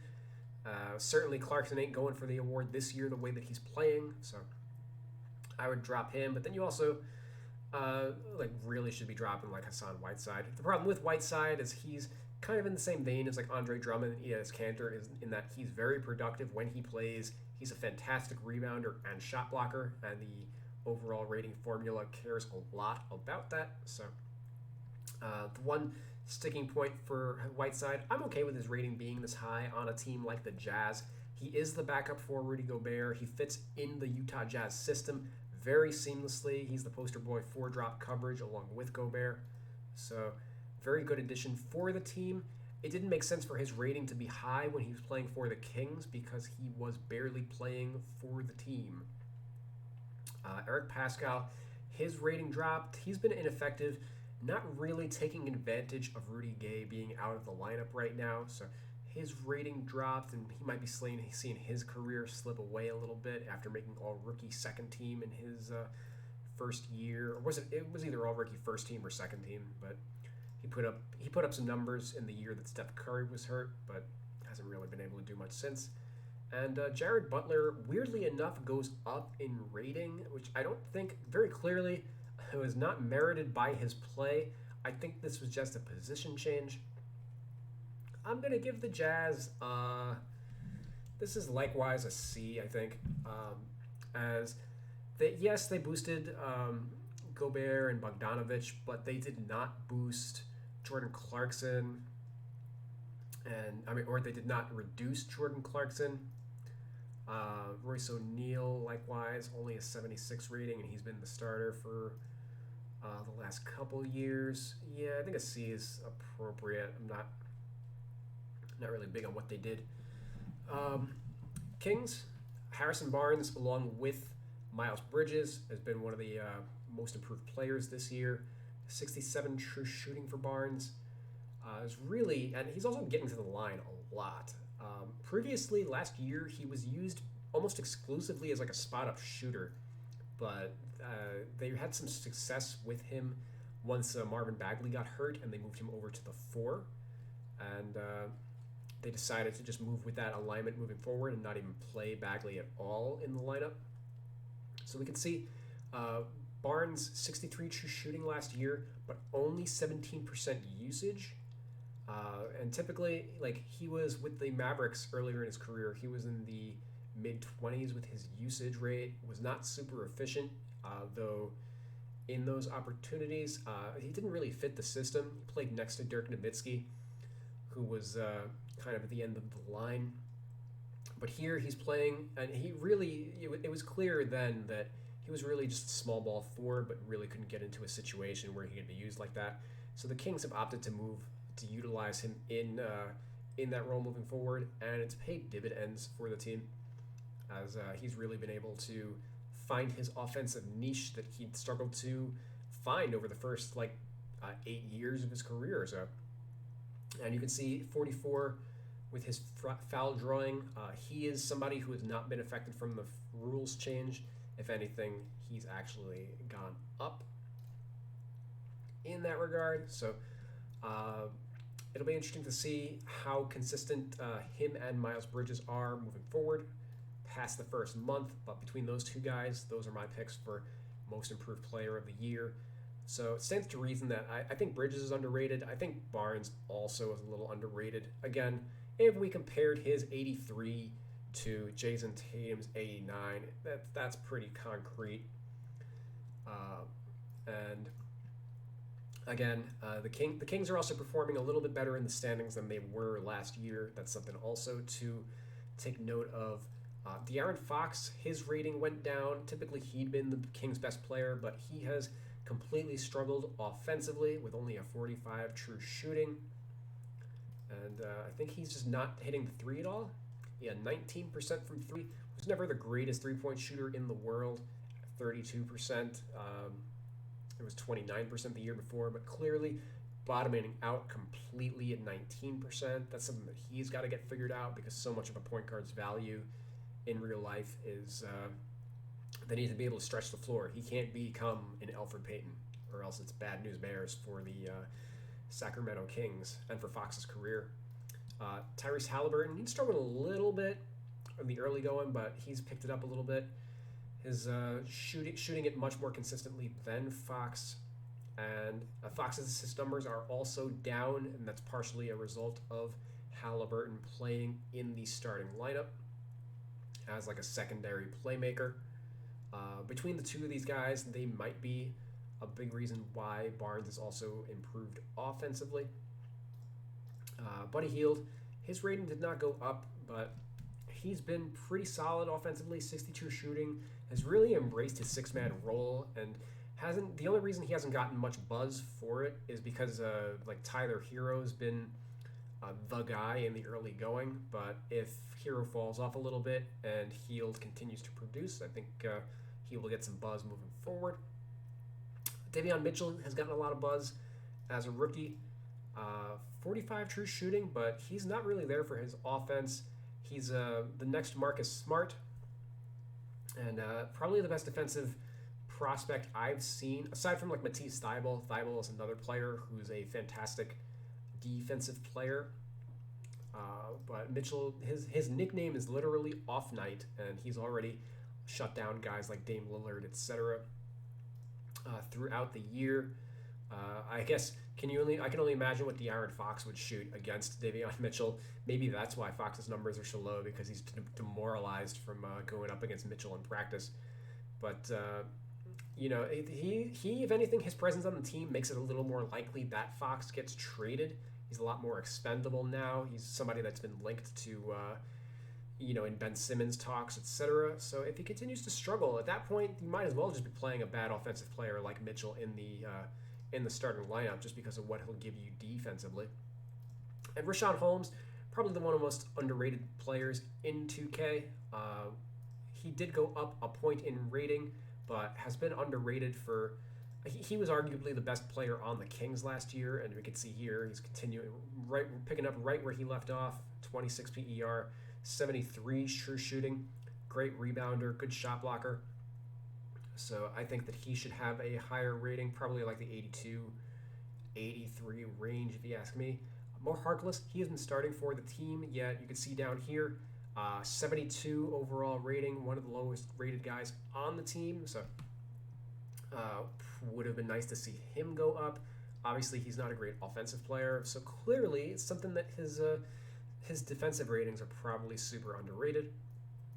And Alex Len, I thought it was weird to see his rating drop, because we can see he's ahead of Tristan Thompson in the rotation, and Tristan Thompson hasn't exactly lit it up either. They basically have identical numbers. You can see Alex Len's rebound rate did drop on the. They may have decreased his offensive rebound rate, but his block rate is also much higher, and you can see Tristan Thompson ain't exactly blocking many shots right now either. So I thought it was very curious that Len's rating dropped and Tristan Thompson went completely unscathed. So I think I'm gonna give the Kings a C minus.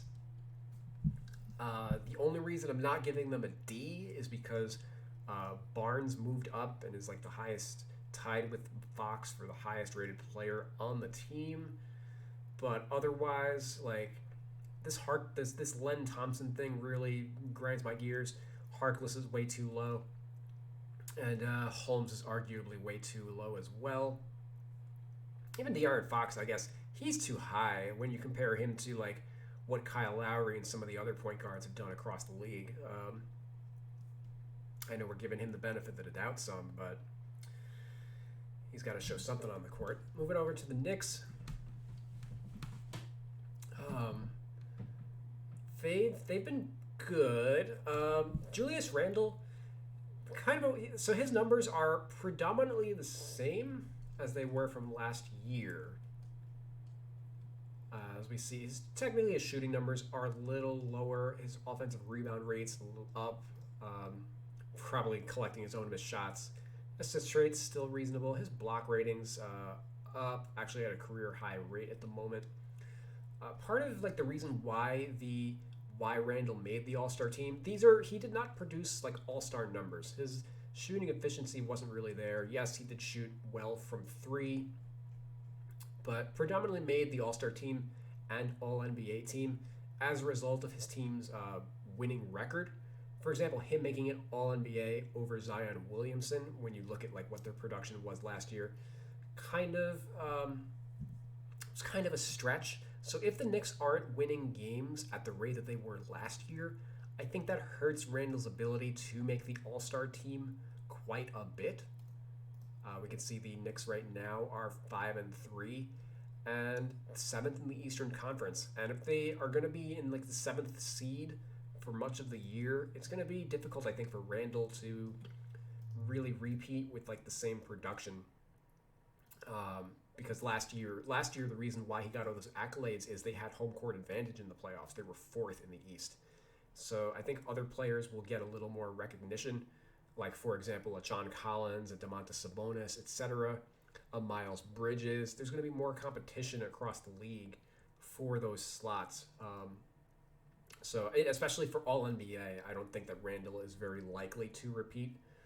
As far as the rest of the team, RJ Barrett went up. He has been much improved offensively. We see with his 61 true shooting. Barrett's been very erratic with his shot coming into the over the last 2 years. And he was really erratic over his first 4 games too. Only 39% from the field, 26% from three, 12 points per game in 34 minutes. But he really picked it up over the last 4, 36 minutes per game still, but 26 points per game, 56% from the field, 56% from three. Obviously, that's not going to hold, but 56 versus 26% in the first 4, like somewhere in the middle, you would think is going to be where he's going to average. Will the real RJ Barrett please stand up? He's one of the better defensive players on the team, but the team is also worse defensively than they were last year. Last year, they were third in defensive rating.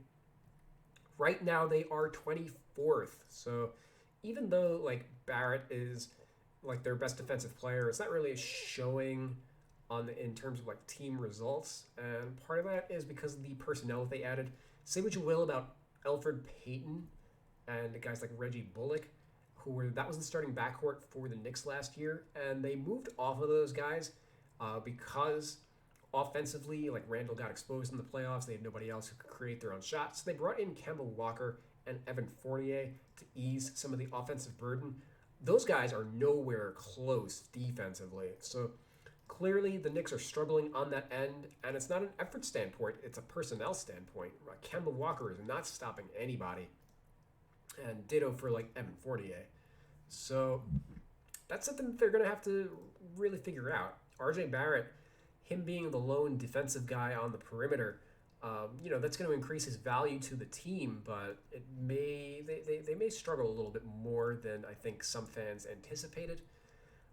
Speaking of Kemba Walker, his production's pretty much on par with what it was last year with the Celtics. His assist rate is way down. The Knicks still operate with like Randall as a point forward for the most part, but his three ball has been up as a result, as he's been able to just focus on his shooting. He's shooting 51% from three right now on pretty high volume, so he's like a super Derek Fisher right now, and only 20 usage rate. That's pretty low, but once his hot 3-point shooting wears off, you might start to see his rating drop a little bit, because it's really the only thing that's holding him together right now. I thought that Derrick Rose, for the most part, has just been like on both ends the better player. Obviously, these guys are in a timeshare for the most part. Evan Fournier has been solid. He had a nightmare season with the he was very good with the Magic, and then got traded to the Celtics and got COVID and struggled with his shot offensively with the Celtics. Was also coming off the bench rather than starting. And we could see with the Celtics 13 points per game versus 20 points per game with the Magic. and that kind of carried over into the playoffs. And with the Knicks right now, he's averaging 16. 41% from three is really his most important stat. So I don't necessarily think that Fournier's improved at all. It just kind of him going up in rating just reflects how underrated he was prior to this. I don't think he should have had a lower rating than Mitch Robinson, for example, and him only being like 1 point away from Alec Burks and especially Emmanuel Quickley. That was a little suspect. Speaking of Burks and Quickley, Burks right now, like, I don't understand why his rating dropped. Basically the same production that he had last year, if not even a little better. So curious what that's about. Obviously, it's still early. And Quickley has completely struggled with his shot. Doesn't really have a role on this team right now. Kemba Walker replicates a lot of what he brought the team last year Quickley. So there isn't much reason to play him. He's not a he's not a point guard, and he's kind of an undersized two. So it's not at all surprising to see his rating slip. He's somebody who could even fall out of the rotation moving forward. Obi Toppin, he's been much better in his second season. It's kind of a role reversal of Toppin was the lottery pick, but really disappointed as a rookie, and Quickley was the sleeper first-round pick that overperformed, but now it seems like Toppin has improved a little bit, whereas Quickley has slipped. Toppin, 62 true shooting. His rebound ratings are not really there, but he's getting to the line a lot more than he did last year. He's been a lot more aggressive going to the rim. And he was projected to be like an Amari Stoudemire level of like finisher. So clearly his foul draw rate, this is an example, was only 12% last year. That is way too low for somebody of his skill level. So this production right here is more or less what I expected from him. And also he's improved as a shot blocker, it looks like. So it does make sense for his rating to go up. And if anything, his play hopefully means that they can reduce the load of Julius Randle, who has been pressing a little bit and trying to do a little too much on the court. It should be really get Randle down to 32 minutes a game and like top into 16. I think the team would benefit a lot in the long run for that. Obviously, Thibodeau's going to play his starters 40 minutes a game, regardless of what I think. But other than that, Kevin Knox rating change. This is probably just due to a position change or something rather than anything related to his 4 minutes. Nerlens Noel was out with an injury, so I'm going to give the Knicks a B. Like, nothing crazy. All the right guys dropped, and nobody really stands out as, like, neglected or anything. Maybe even, you know what, I'll give him an A for Alec Burks, even though Burks is somebody whose rating probably shouldn't have dropped. All right, B+. Sorry, guys. All right, going over to the Lakers. They have struggled a little bit. Just lost to the Thunder for the second time this year, although that did not get factored into this roster update. Where to begin? So LeBron James right now at 96 overall is not at all playing like a 96. And again, this is like the top rating in the roster right now is 96. Somebody that absolutely should drop. He hasn't been playing with the same aggressiveness that he has prior. Obviously, they added Russell Westbrook to the team, but just in general, playing off of Davis and Westbrook has not improved his shooting efficiency or anything like that. And only 19% the foul draw rate. Let's see again what he did the rest of his career. Again, LeBron is 37, and suffered an injury last year, so he's going to be taking it easy and just saving himself for the playoffs, and that's something that's got to get reflected in his rating. The 19% is down from 31, and his career is 40, so this is easily the lowest foul draw rate of his career, not an MVP level. I hate to say it because LeBron is probably one of my favorite players that I most respect in the NBA, but absolutely does not deserve a 96 rating. He probably is somewhere in like the 92 range, I would say, at the moment, based on how he's playing. Obviously, it's just 6 games, but just on how things are trending, I don't think that it makes sense for him to be one of the top 5 guys in the NBA. And that does spell trouble for the Lakers because a lot of their future success is contingent on LeBron being a top 5 player in the NBA. The way that they built their, the team around him. Anthony Davis, he's been playing great. Only a 93. His rating didn't go up. Last year, his rating dropped. He did not have a good year last year. We can see he had a 27 PER with the Lakers in his first year, and was it 30 PER in some of the best years with the Pelicans, and then dropped to 22 PER, second worst year of his career, aside from when he was a rookie, as he was hurt for much of the year and struggled a lot. You can see he shot only 26% from 3 in the previous season, only 74% from the line. His first year with the Lakers was 85 from the line, and his best three-point shooting season of his career. And his blocks also decreased a little bit. So this year with the team, as he's rebounding it at a higher rate, his blocks are up, and it seems like his offensive numbers have trickled upward a little bit, although they're not really showing from 3 at the present moment. So speaking about the 3-ball, I guess it's worth noting his rebound ratings being higher. I think that's a reflection of him playing center rather than power forward. They've kind of gone back and forth between starting him at the 4 and the 5. They've in the last game, they played him at the 4 when LeBron was out. It started DeAndre Jordan at the 5. The big lineup with from opening night of Westbrook, Bazemore, LeBron, Davis, Jordan. I think the team is done with that. So I would expect Davis to just be playing the 5 more during the year for floor spacing purposes. I think Avery Bradley, it really ended up being the deciding factor. They didn't have him during preseason, so now that he's worked his way in and he's now established himself as the starting 2 guard, I think he's the primary catalyst behind them being more comfortable with going with the Davis at the 5 lineup. And obviously he plays a reasonable amount of 5 anyway, behind DeAndre Jordan, as DeAndre Jordan and Dwight Howard. It's not like they combine to play 48 minutes a game or anything. And they do want to get Melo on the court as much as possible at the 4. So I think it makes sense for Davis's rating to go up. He's probably going to be the best Laker this season. And right now he's playing like he should be in like the 95 range, really. Westbrook, terrible year so far. He's been a slow starter the last couple years. He just doesn't fit on this team. 29 usage rate, 49 true shooting. He does still rebound the ball, and he's got a high assist rate.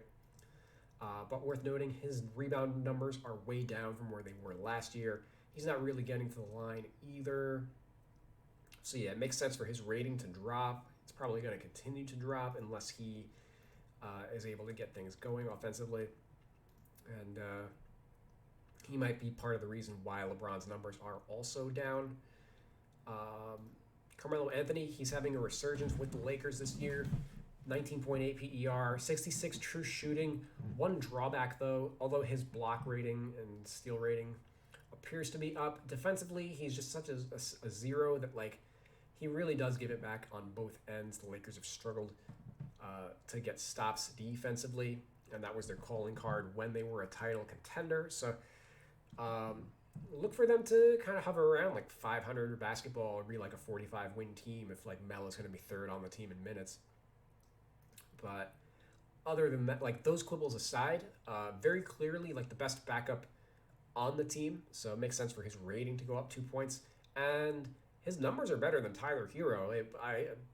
I think that he could push for 6th man of the year.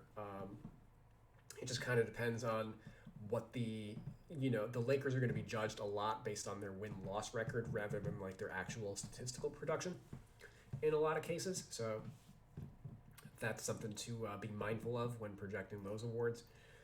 Kent Bazemore, he's been solid, but his rating somehow went down. which I don't really get. He's been the starting. You can see two of the starters for the Lakers are all the way down here, rated like with the guys in the G League. Rated lower than Wayne Ellington, who's been out with injury. Rated lower than Rondo, who barely plays. Rated much lower than Dwight Howard, who barely plays. So, very, very disappointing to see that.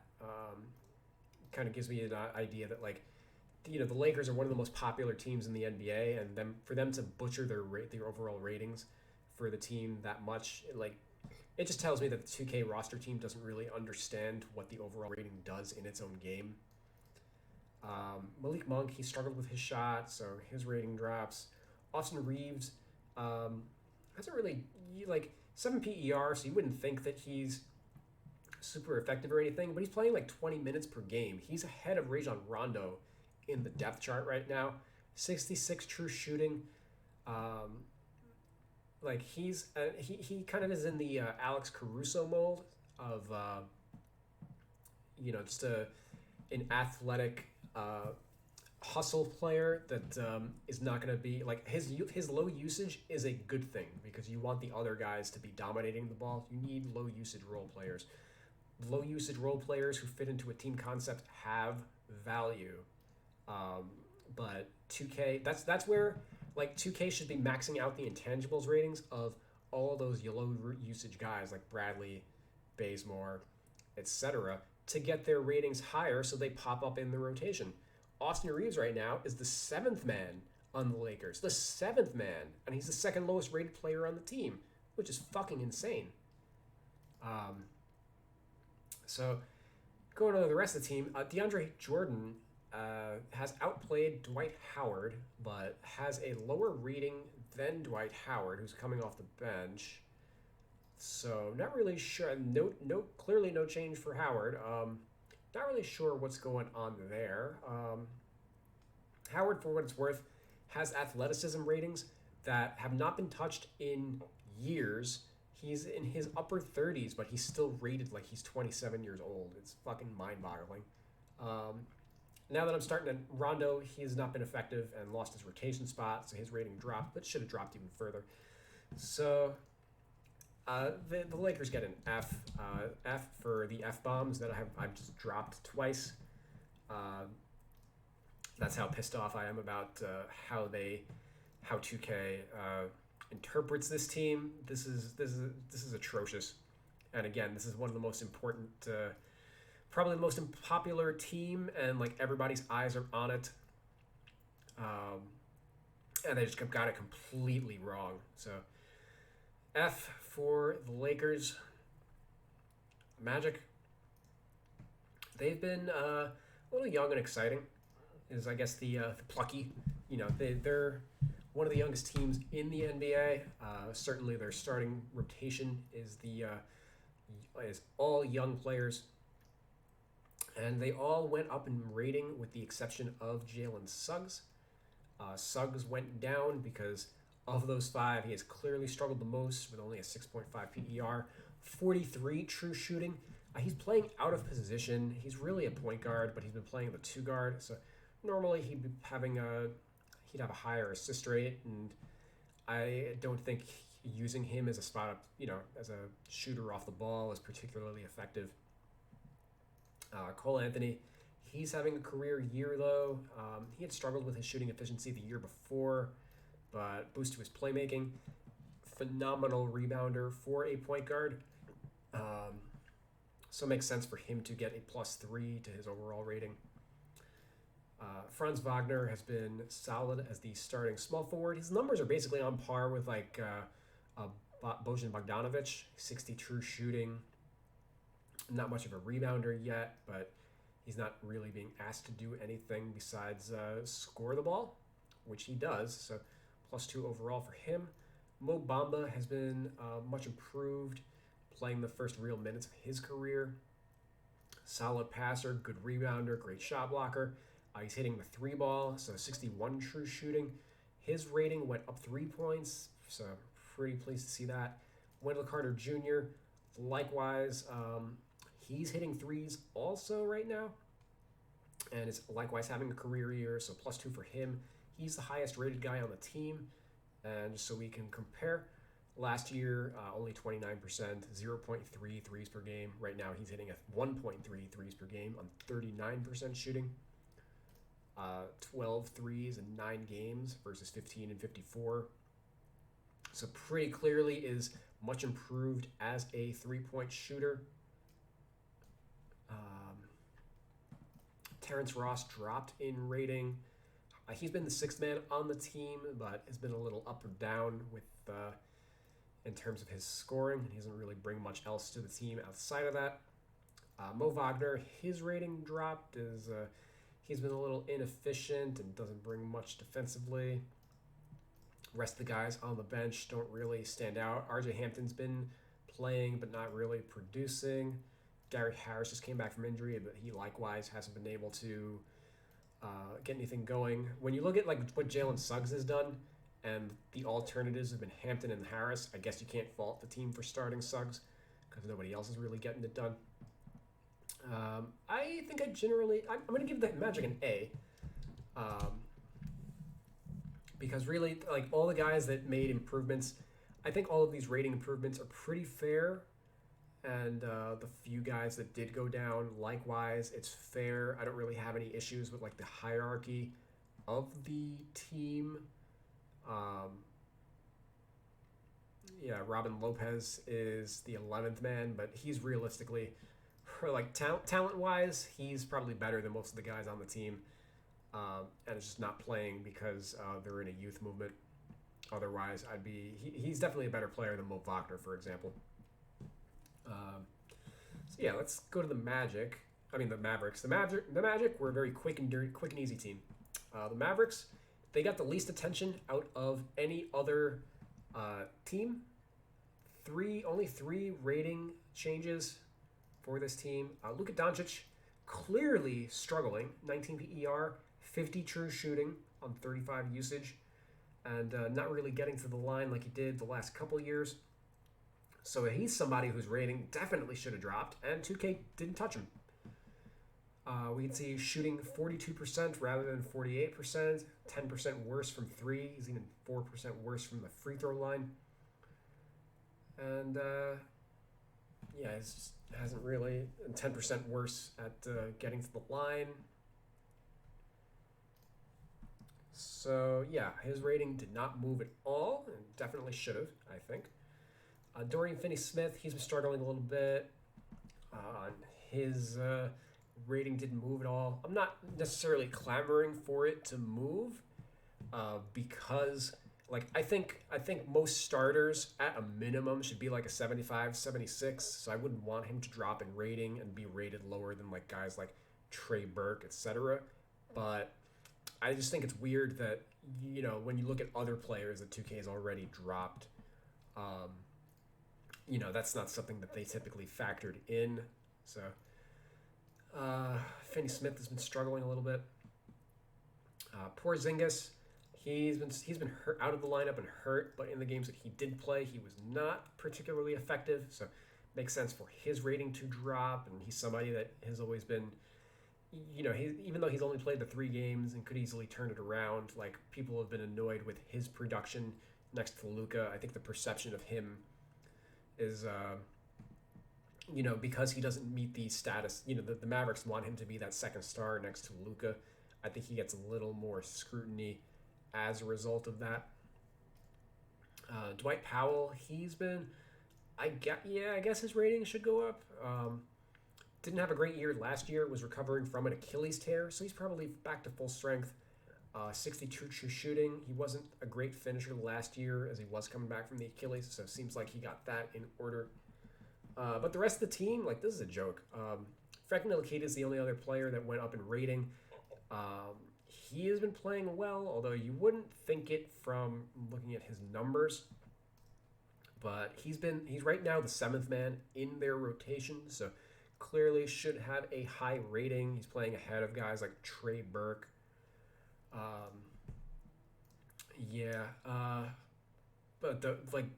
Okay, so where do we begin with the play aside from Luka and Finney-Smith, the players that didn't get changed. Jalen Brunson, he's been playing great. He's been the sixth man for the team the last couple of years, and with Porzingis out of the lineup in the last few, he entered the starting lineup and was phenomenal. He's the secondary playmaker that the Mavericks desperately need next to Luka Doncic. And in these two starts, 56 points, 19 of 30 shooting from the field. I think he absolutely should be starting. Certainly has a starter level impact when he's out there. So his rating didn't go up, but somebody that I would be looking to improve moving forward. The fact that Moses Brown has a 77 overall rating is a fucking joke.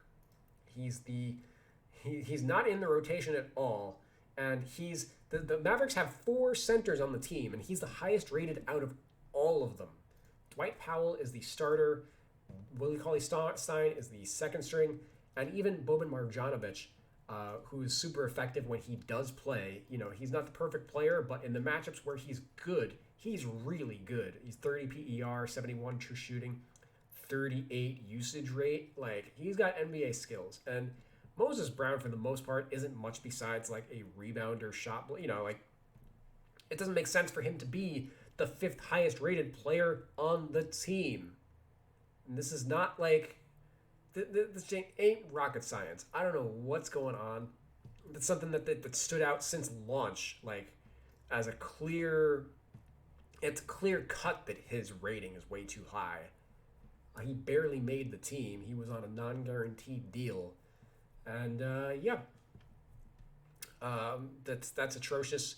I'm going to give the Mavericks F for Frank Ntilikina, as they have a number of players that should have gone up in rating and a number of players that clearly should have gone down in rating.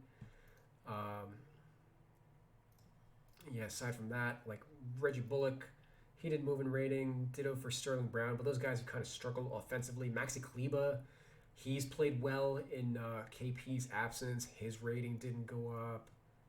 72 shooting. F minus for the Mavericks, actually. This is awful. Brooklyn Nets. KD has been doing KD things. Easily the best small forward in the NBA right now. Nothing really to say beyond that. 67 true shooting. His assist rate is a little higher than usual. Part of that is just from Kyrie being out, and he's still rebounding at a high rate. Still getting to the line. James Harden, not really getting to the line, although he cleaned it up a little in the last couple games. Or actually, I say last couple games, really just one game if we look at his game log. He was 16 of 19 from the line against the Pacers, but aside from that, has not gotten to the line at all. So I would consider this game to be the fluke, and the rest until he starts putting together more double-digit free throw games. I don't know, bizarre though seasons that he's had. But his rating, even though it dropped 3 points, still not enough. They really didn't change. He's got an 88 foul draw rating. I'm not going to talk too much about specific attributes in this video. But 88 draw foul. He still has all of the badges that are what really separate him. He's got a Hall of Fame for fearless finisher, things like that. All these badges related to his driving. And if he's not going to be the dangerous driver that he was for the first decade of his career, you got to take away those badges. Those badges are what drives up his rating. So clearly somebody whose rating should drop. And I guess also worth noting with his 19.6 PER, again, when you compare that to Luka and the numbers that he's put forth, it makes it very clear that Luka's rating should have dropped as well.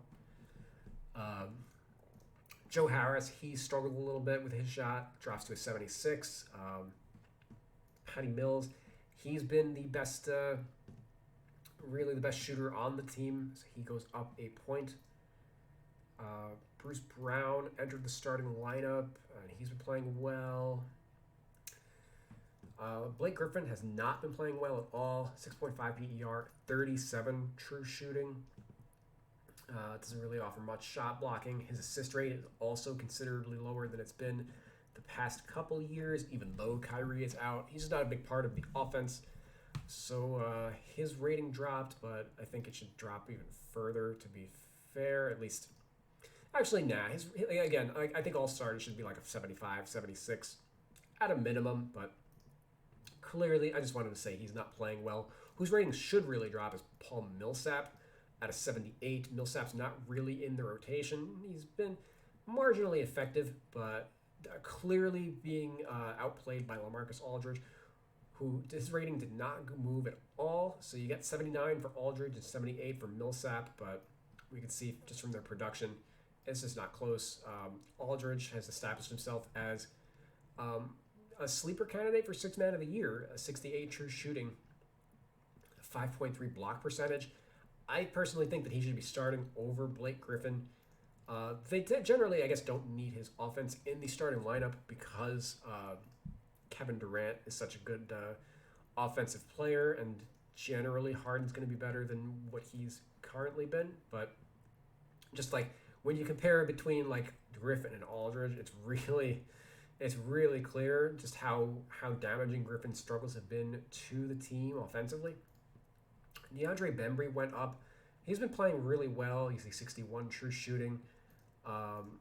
And injuries have allowed him to get into the team. He barely made the team. He was on a non-guaranteed deal, but good to see him have some success. James Johnson, we see his rating goes down as he hasn't played terribly well in the 5 games that he's gotten on the court. I'm going to give the Nets a B. Maybe actually, no, it's a C plus for the Celtics, Nets rather. They dropped Harden. They left Durant alone. They dropped Harden. They dropped Harris, and they boosted Mills, but like they also didn't boost LaMarcus Aldridge, and they didn't drop Paul Millsap. I'll go B minus for the Nets actually, because there wasn't a ton that they could have really changed. Worth noting, Javon Carter is the 8th man on the team, but his numbers have been awful. But as we've seen, 2K hasn't really factored in the depth chart placement for these guys. You would think that with the 27 true shooting, based on like some of the other guys that they've dropped across the roster, he would have been somebody who I thought they would have changed, but it looks like he didn't get noticed. Going over to Denver, Joker has been at an MVP level still. His numbers are ridiculous. 68 true shooting on 31 usage. 37 rebound rate. This is his career high. Assist rate is a little lower, but steals and blocks appear to be up. So, and this is, I believe, the career high. Just his production overall has been great. And I just wanted to note all the way from the beginning of the video that he shares the same rating as Joel Embiid at a 95, but clearly has been outplaying Embiid, which is why I think that Embiid should have dropped a little bit. Either that or boost Joker up to like a 96, so he can be in that total upper echelon. But he's really the only player that has been has been getting it done for the Nuggets. Will Barton's been okay. Actually more than okay. Much improved from last year where he was like struggled with injuries a lot. Shot 43% last year, but he's up at 48% right now. And where is he? Averaged only 13 last year, back up to 15 this year. He's consistently been their second best player, as Michael Porter Jr. has completely shit the bed after getting his max contract. 8.6 PER, 42 true shooting, only a 20 usage percentage. It does not resemble a potential star player at all. Like they were hoping that he would make the leap to All-Star this year, with Jamal Murray being sidelined, and that he's taken the opposite direction, so drops to an 81. If this continues, he's going to drop back into like the upper 70s, which I didn't really think possible. So really disappointing start to the season for him. Aaron Gordon goes up. He's been solid throughout the year. Again, most of what he brings to the team is like defense, solid passing, true shooting. Let's check out what improved on him, because he's not a good 3-point shooter, but it looks like he's just like been a better finisher at the rim. 56% from 46% last year. So benefiting from an extra season of, a training camp playing with Joker. I'm sure he's benefiting a lot from that. Monte Morris, he's been struggling a little bit with his shot, so he drops a point in rating. PJ Dozier is the sixth man of this team, but is one of the lower rated guys at a 72. Was behind. If you start your season tomorrow or today, he'll be out of the rotation. Austin Rivers will be playing over him. And ditto for like Bones Highland, Zeke Naji, etc. Guys who are out of the rotation. Bones Highland, for what it's worth, he goes up a point. He's largely taken Austin Rivers' rotation spot. Rivers struggled a little bit in the early part of the year, so Bones got some time to produce, and he went with it. The rest of the guys on the bench, they have struggled to produce. Dozier obviously has struggled to produce as well, but he's more of a PJ Tucker guy, defensive first. But given that everybody else on the bench has struggled, all of their ratings trickled down a little bit, and Bones is the only one who went up. So I'm going to give the Nuggets a B. The only reason I won't give it higher is Dozier dropping and Joker not going up, and even Michael Porter, I think, could have gone down like an extra point. For the amount of rating that Miles Bridges and Harrison Barnes went up 5 points, that's how much Michael Porter Jr. should have gone down, I think. And Will Barton, I think, should also be probably the highest rated. He should be an 80. Porter and Gordon in like the 79 range, as he's been the second best guy on the team. All right, Pacers, who had 10 rating adjustments. Let me just get some water before I embark on them. All right, Pacers. Domantas Sabonis, he's been solid. He made the All-Star team last year, and if he produces like this, 66 true shooting, he's, somebody I would take over Julius Randle, I think, for like season awards. The Pacers have started off very slow this year, but they've also been missing half the team due to injuries. Now that they're back at full strength, it looks like they're performing much better. Chris Duarte was kind of one of the guys holding things together for the team, and he goes up 6 points in overall rating. He was also one of the only player that I noticed that had badge adjustments. He went from three badges to 5, and had a couple bronzes go to silvers. And all of those, of course, were related to shooting, where even though 55 true shooting maybe doesn't reflect it, but he is a very good three-point shooter at 43%, also 92% from the line. He is a little old for a rookie at 24, but that just means that he's NBA ready. He was easily, by far, the most NBA ready player of any that were drafted in the first round this year. So immediately slotted into a starting role with the team and is averaging 36 minutes per game. So it stands to reason that he should not have a rating on par with like Goga Batadze, or at the time it was worse than Goga Batadze, and like about as low as like guys who are clinging to the roster. So good to see Duarte get some love. They may even overshot it a little bit when you compare his rating to various other players. Like again, Chris Duarte got his 79 rating, but when you look at like the rating of like Will Barton at a 78, Tim Hardaway Jr. is a 79.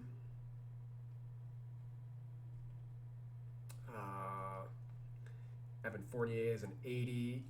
I think they definitely overshot it a little bit.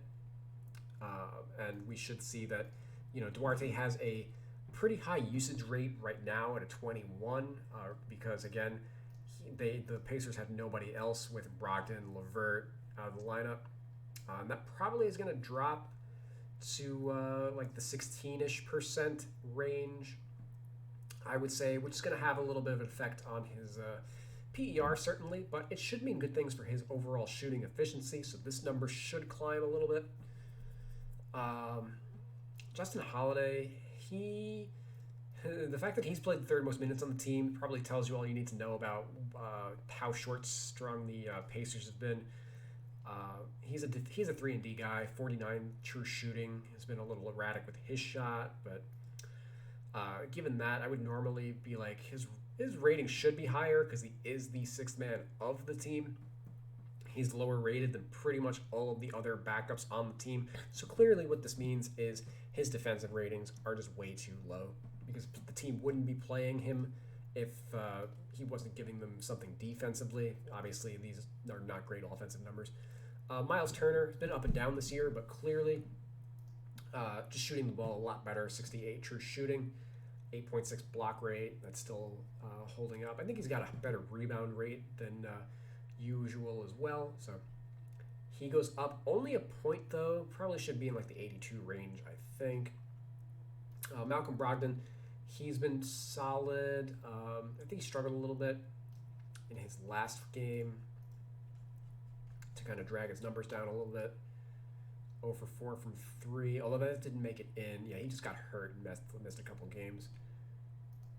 But overall, he's been playing well for the team, so he goes up a point.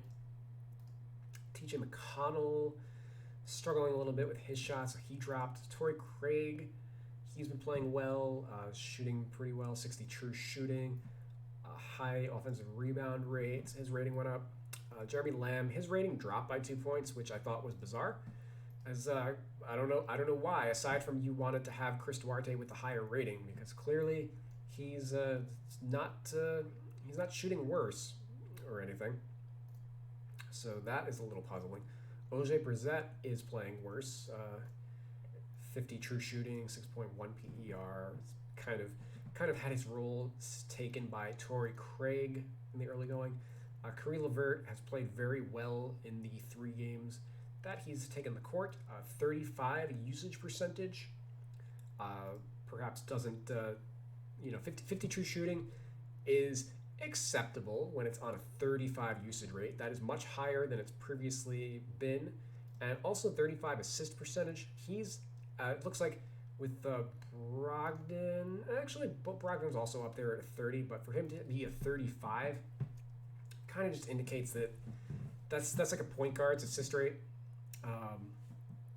Would be most likely top 10 in the league.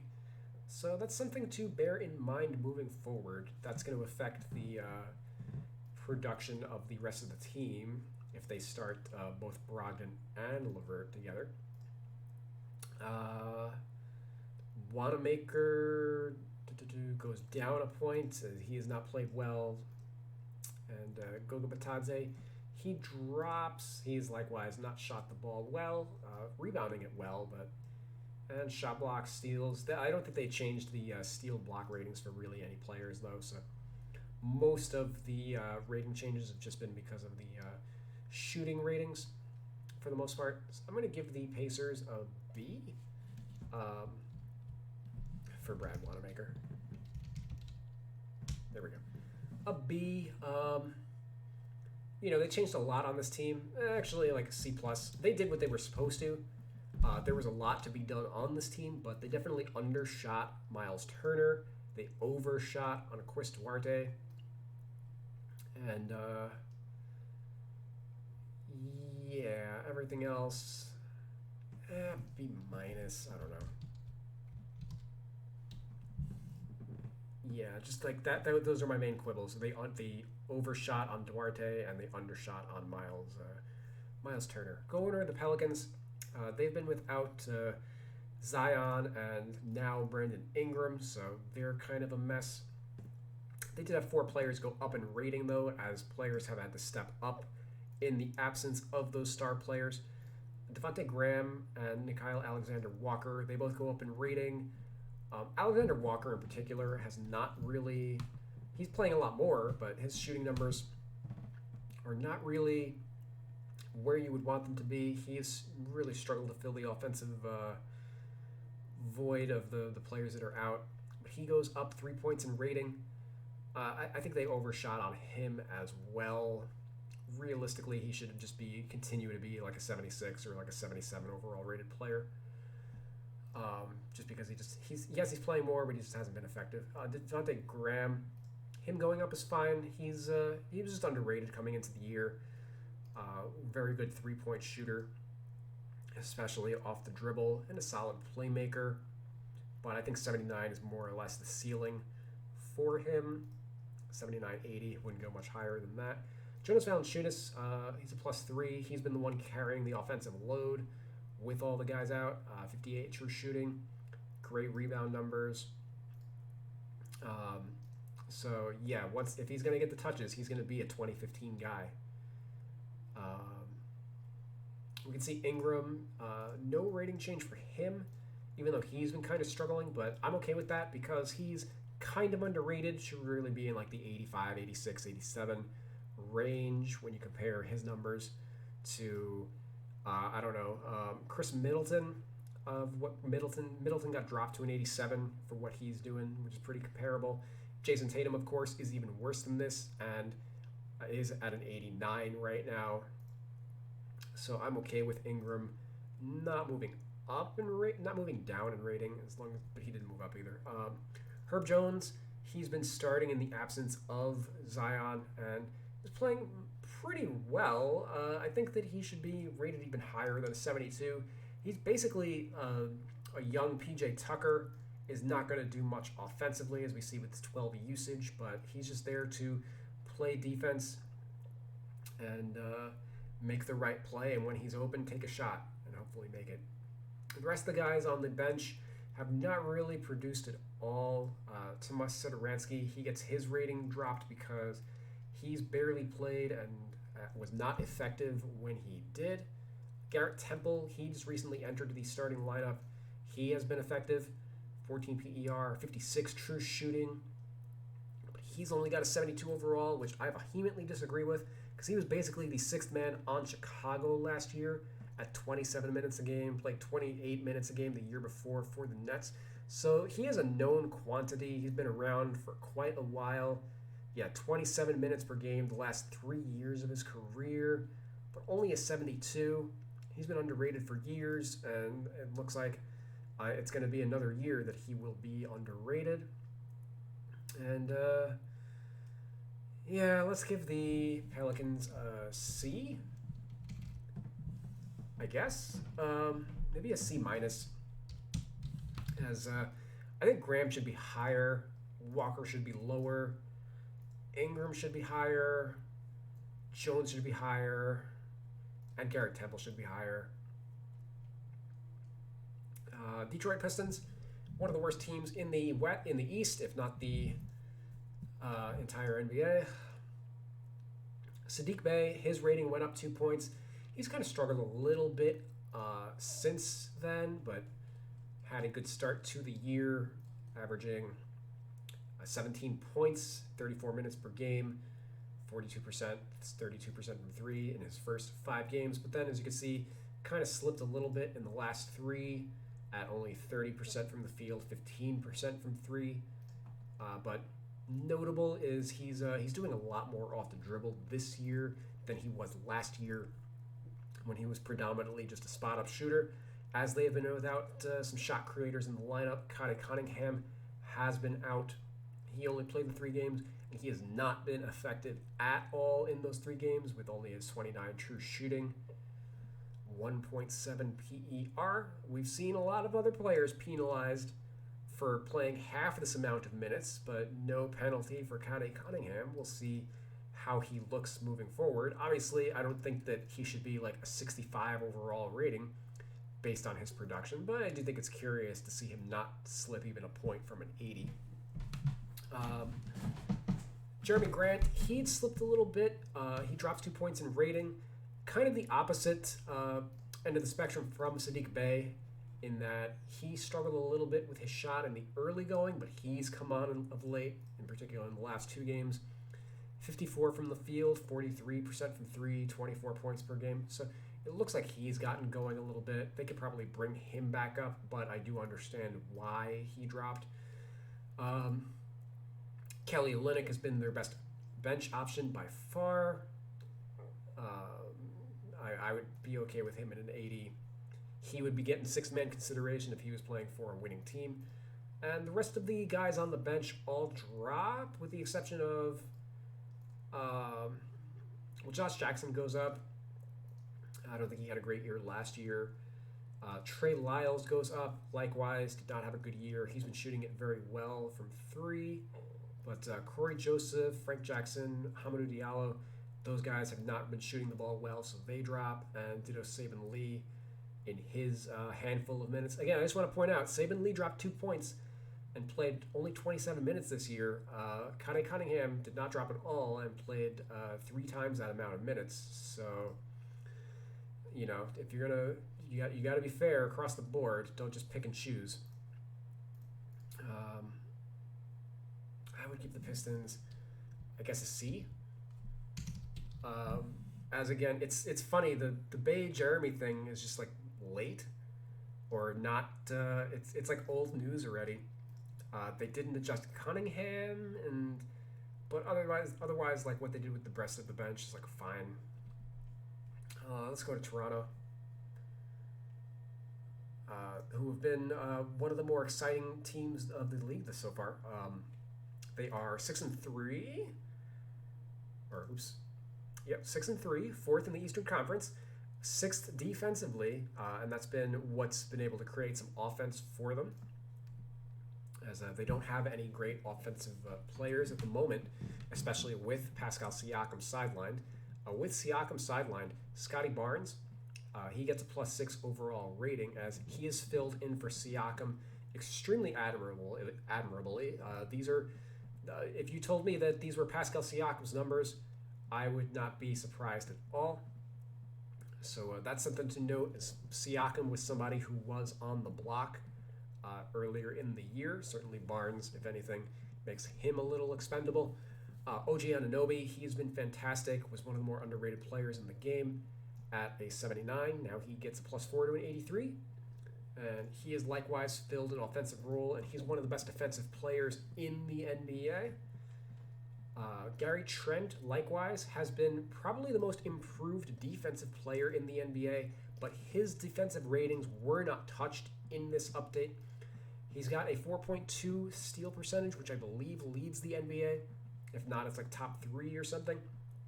But his steal rating was not touched. It's still something like in the low 40s. So that's something that they can improve moving forward. Because aside from that, it's not like he's shot the ball particularly well. It's mainly been on the defensive end where he's made his mark in games. And Svi Mikhailiuk, he's what a steal. He barely got more than the minimum this year, makes like $2.5 million a year, and he's got a 73 true shooting percentage. And he's been one of their better backups this year.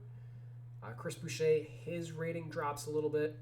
He has not been effective so far in the early going. 41 true shooting, has lost a lot of playing time to Precious Achiuwa and Khem Birch, and obviously Scotty Barnes also playing well. Just means that he has not been needed as much, even though he's still a good shot blocker and a reasonable rebounder and floor stretcher most nights.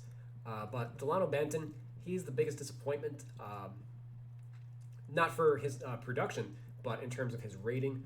Only a 69 overall. 2K straight up did not touch him at all.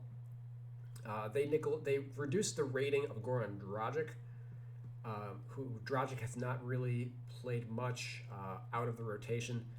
Banton took Dragic's rotation spot. He's clearly playing much better. 60 true shooting. They have identical assist rates, but a much better defensive player. And a big part of their defensive identity, really, especially with that bench unit. And fuck it if 2K noticed, he's got a lower rating than Isaac Bonga, among other players. So he's somebody whose rating absolutely should have jumped like 5 points at minimum. Should have gotten that Miles Bridges treatment. But 2K did not notice. He's also playing ahead of Malachi Flynn in the rotation. Flynn hasn't really done much. Surprised that his rating didn't drop. Again, 30 true shooting in 20 minutes. We've seen other players drop for comparable small samples. So I'm going to give the Raptors a C+, maybe a B-. Just because, like, the Banton thing definitely takes a whole grade off from what they've done. A B minus. I think a B minus is fair. Also worth noting, Fred VanVleet's rating did not go up, and he's been a major catalyst for the team. 17.4 PER, 54 true shooting, good assist numbers. One of the best defensive point guards in the NBA, and he's got a rating on par with the departed Kyle Lowry, Lonzo Ball, etc. Those guys are also good defensive players, but VanVleet has had a better offensive season than those guys, so I think that he should probably be in the 83-84 range and be the highest rated player on the team. But yeah, so I think a B minus I think is fair. Let's go to the Rockets. And what do we say about the Rockets? Christian Wood, he's been solid for the team. Looks like he's improved his rebounding a little bit. But I'm okay with his rating not really changing. He should be the best rated guy on the team. Jalen Green, his rating didn't drop, even though he has just not been effective at all. He's, we can just look at his game log. He's had a 30-point game and a 24-point game. And aside from those two games, he's been extremely erratic with his shot. 20 of 33 from the field in his two good games. 13 of 20 from three. So pretty much all of his shooting numbers are from those two games. Outside of that, how do we get to, let's look at his actual shooting. 40 of 112, 13, looking at the threes, he was 13 of 20. So that's 6 of 39. So he's shooting 15% from three, aside from those two good games. So extremely erratic, and his numbers would be even worse aside from that. They dropped Jalen Suggs' rating 1 point to a 76. Jalen Green is rated 3 points higher than Jalen Suggs right now. Absolutely should have had his rating decreased. Kevin Porter Jr., he's been struggling a little bit. 50 true shooting, 25 assist rate. But, I mean, I think Jalen Green, at the very least, should have just dropped to, like, the Kevin Porter range rather than, like, you don't need to drop Kevin Porter himself. But Eric Gordon clearly has been a better player than Jalen Green in the early going. Obviously, the more established threat. 66 true shooting off the bench for him. He's just waiting around until a contender is willing to take a shot on him. Alperen Sengun has outplayed Daniel Tice, and Tice was a DNP in the last game that the Rockets played, as he was sidelined by something. So hopefully Sengun's able to make some headway on him and earn the starting job, but he did go up 3 points in this update, which I thought was pretty reasonable. He is higher rated than Tice right now for what it's worth, and I don't necessarily agree with that yet. Let Sengun take the starting job from Tice first before you give him a higher rating is really how I would do it. David Nwaba, his rating dropped. Again, they mostly focused on the true shooting for these players, but he's been solid defensively, pretty good rebounder, and similar to Eric Gordon, is just kind of waiting for a contender to take a flyer on him. Other than that, Garuba went up, probably just due to a position change. Kenya Martin Jr. has been solid. His rating didn't change. Jayshawn Tate's dropped, which again is probably just due to his shooting numbers, but he is a very solid all-around player. Although him dropping Kevin Porter Jr., like they could have just left him at a 77. I kind of disagree with the whole premise of dropping him. Yeah, really, none of the starters should be dropping before Jalen Green. So I will give the Rockets a C minus, because like they didn't really change much on this team. They changed Sengun, which is fine, but like them not changing Jalen Green is a major minus. There wasn't really much else to really change. Everybody else is pretty consistent relative to what they did last year. The Spurs, DeJounte Murray is really establishing himself. He's the man on the team now that DeMar DeRozan is gone. With the 20.5 PER, assist rate is through the roof. And he is a fantastic rebounder, so going to be a consistent triple threat throughout the year. His shooting numbers are not going to be great, but that kind of is what it is. His three ball is improved, though, for what it's worth. At, borderline, like 3% better. He is hitting them at a slightly higher clip, 12 in 8 games versus 63 in 67 games. But looking at last year, his assist rate now is way up. Obviously, DeMar DeRozan was the primary playmaker on the Spurs, so that's the reason for that increase. Derek White, he's been solid. Curious to see his rating not go up. Jacob Poeltl, clearly like the second best guy on the team. 63 true shooting, phenomenal offensive rebounder, really good shot blocker, one of the best defensive players in the NBA. Absolutely should have like an 80 overall rating, I think, and be like the second highest rated player on the team, but 2K doesn't agree. He's only a 78. Thad Young, his rating dropped. He's been like a weird case in that he's been in and out of the rotation, but he's been effective when he's played. Pretty good rebound numbers, a high assist rate, good defensive stats. Shooting hasn't really been there, but again, very small sample anyway. He's again a player that they're looking to move to a contender, so he might just be getting like sporadic playing time throughout the year.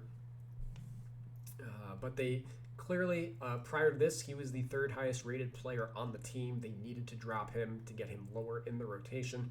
All these guys should really have higher ratings than him. While they are ahead of him in the rotation, he's the 12th man and still is the top 5 guy on the team. Doug McDermott, he's struggled a little bit out of the gate. Like, he's a 65 true shooting, but only 13% usage, which is a big contrast from what he did with the Pacers last year. Last year with the Pacers, a career high 20% usage and 64 true shooting. So he was a much bigger part of the offense last year, really just being used as like a spot-up guy with the Spurs, which is kind of disappointing because they gave him like $18 or $16 million a year.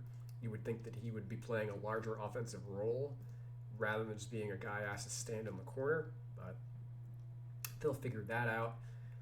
Bryn Forbes, he dropped in rating as, if anything, he's been that guy that they've given a larger offensive role to, but he has not really returned any dividends with only a 53 true shooting, and obviously he gives you nothing anywhere else. Keita beats Diop. He's been in the rotation, but they didn't touch him. And Trey Jones has been solid as like the backup point guard on the team. 57 true shooting, 16 PER. So his rating goes up. Lonnie Walker and Devin Vassell, they were super underrated. They both go up a point or two. Vassell in particular, 15 PER, 56 true shooting, has been largely the better of the two. Lonnie Walker's actually been like a backup point guard on this team a lot of the time. Has enhanced playmaking responsibility for the team relative to years past. So, yeah, both of those guys go up. I will give the Spurs a C, maybe a B for Bryn Forbes. All the right guys dropped in rating or went up in rating. DeJounte Murray going up a +4. I'm, a big proponent of this. I think this is an appropriate boost. I would have liked to see other players get comparable boosts like this, but we'll see. Let's go to the Suns. Devin Booker, Chris Paul, they both drop a point. Devin Booker, well-deserved drop, to be honest. I'm not like the biggest Devin Booker fan. His statistical production the last couple of years hasn't really reflected a 90 overall rated player. It's been Consistently, just like worse than Donovan Mitchell, Zach LaVine, etc. If anything, his production was worse last year than it was like the past couple of years prior to that, where you saw his assist rate obviously was much higher. Played a secondary role with Chris Paul, but didn't have a boost to his shooting numbers from that from that. So I'm down with his rating dropping as a result. Chris Paul, he's been great. He's not producing like any crazy offensive scoring numbers, but still the best playmaker in the NBA and one of the best defensive point guards in the league as well. And he's even getting to the line still, which you would think that his numbers would have fallen off a cliff with the rule change. Jay Crowder, he goes down a little bit. His shooting numbers haven't been there. Cam Johnson, his shooting numbers haven't been there. Abdel Nader, his shooting numbers haven't been there, albeit in 60 minutes. I just can't get behind like dropping a player by 3 overall based on 60 minutes worth of play. When you look at some of the samples for guys that either didn't get a change at all. JaVale McGee, he's been pretty solid. 69 true shooting. Loving playing next to Chris Paul, I'm sure. He doesn't move in rating, though. He's rated on par with Frank Kaminsky, who is thoroughly behind him in the rotation. Although Kaminsky, to his credit, has played well when he has taken the court. Elfrid Payton's been solid in his backup point guard minutes. Cam Payne has been sidelined, so Payne's played a little more in the early going. His assist rate is back up. It was down the last couple of years, or the last year in particular. With the Knicks, he did not fit with the system that the Knicks were running last year under Tom Thibodeau. And we see from his assist rate, typically it's going to be in the 30s. He's one of the best passers in the NBA. And that completely fell off a cliff last year, dropping to 22 assist percentage. And this is because they were using Julius Randle as a point forward. But then I didn't understand why they were playing Elfrid Payton in the starting lineup with him, because Elfrid Payton can't stretch the floor at all. He's a terrible, if you're going to rely on him for scoring, like, that doesn't make any more sense. So Payton back in a role that he's more accustomed to, it would make sense for his production then to basically be exactly where it was before. So pretty solid development for him. I would like to see his rating trickle up, especially if Cam Payne is going to be out for an extended period of time. And Landry Shamet continues to be one of the most underrated players in the game. He's the 7th man on this team, but and a phenomenal shooter. I don't understand why you would reduce like Abdel Nader's rating by 3 points, but then not boost Landry Shamet by 3 points for the same, for, if anything, double the sample. But that's just me. I give the Suns a C. Michael Bridges, quietly one of the more underrated players in the game. 66 true shooting. But I think this rating is appropriate, although an 82 overall rating, I think that exemplifies just how underrated Miles Bridges and like Harrison Barnes are at the moment with their 83 ratings. I think they could definitely push into the 85 territory for sure, using Bridges as a barometer for that. Michael Bridges, that is. Going over to the OKC Thunder, it's basically Shai Gilgeous-Alexander and nobody else. He's been great. He's kind of the Mitch Richmond of our generation in that he's been traded to a team where he started off on a couple playoff contenders, and now he's being asked to score points for a team that has no chance of making the playoffs, similar to Mitch Richmond, who was on that Good Warriors team with Chris Mullin and Tim Hardaway Jr., and they got sent to the Sacramento Kings, where he floundered for like the next decade. So hopefully the Thunder are able to develop faster than the Kings were, so they don't waste his talents or anything. Josh Giddey, he's been solid as his backcourt mate. 15 PER, only 47 true shooting, but is very solid otherwise across the board. He's basically like the modern Evan Turner. Can't shoot at all, but great rebounder and pretty good playmaker as well. Defensive stats are also up there. He's a big point guard. So Lou Dort struggled a little bit. He's not really there for his offense, but worth noting that he's at a 78, where guys like PJ Tucker at center at a 74. Kendrick Williams, he's been the sixth man on the team. Likewise, a good defensive player, but that's clearly not reflected by it or appreciated by 2K as they drop his rating. It's, players are more than their shooting percentage, but 2K doesn't seem to realize that. Robinson Earl has been playing well, started a couple games, 63 true shooting, so he goes up. Teo Maledon has struggled with his shot, 0.2 PER, gross. Doesn't really, not really much of a playmaker as a point guard either, so he goes down a little bit. Poku somehow goes up, even though he's not really playing particularly well. I guess he's rebounding it a lot better than he did last year. Let's do our Poku watch. I guess he's better. Yeah, well, last year he was one of the worst players in the NBA, if not the worst player in the NBA.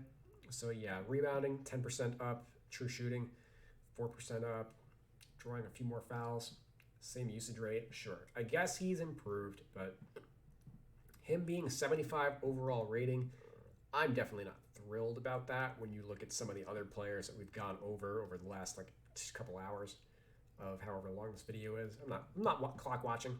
This is easily the most ambitious video that I've done so far. I hope you guys find it entertaining, etc. Would love some feedback in the comments if you like the format or whatever. If there's certain things I could be faster on, etc. Please let me know. We're almost through.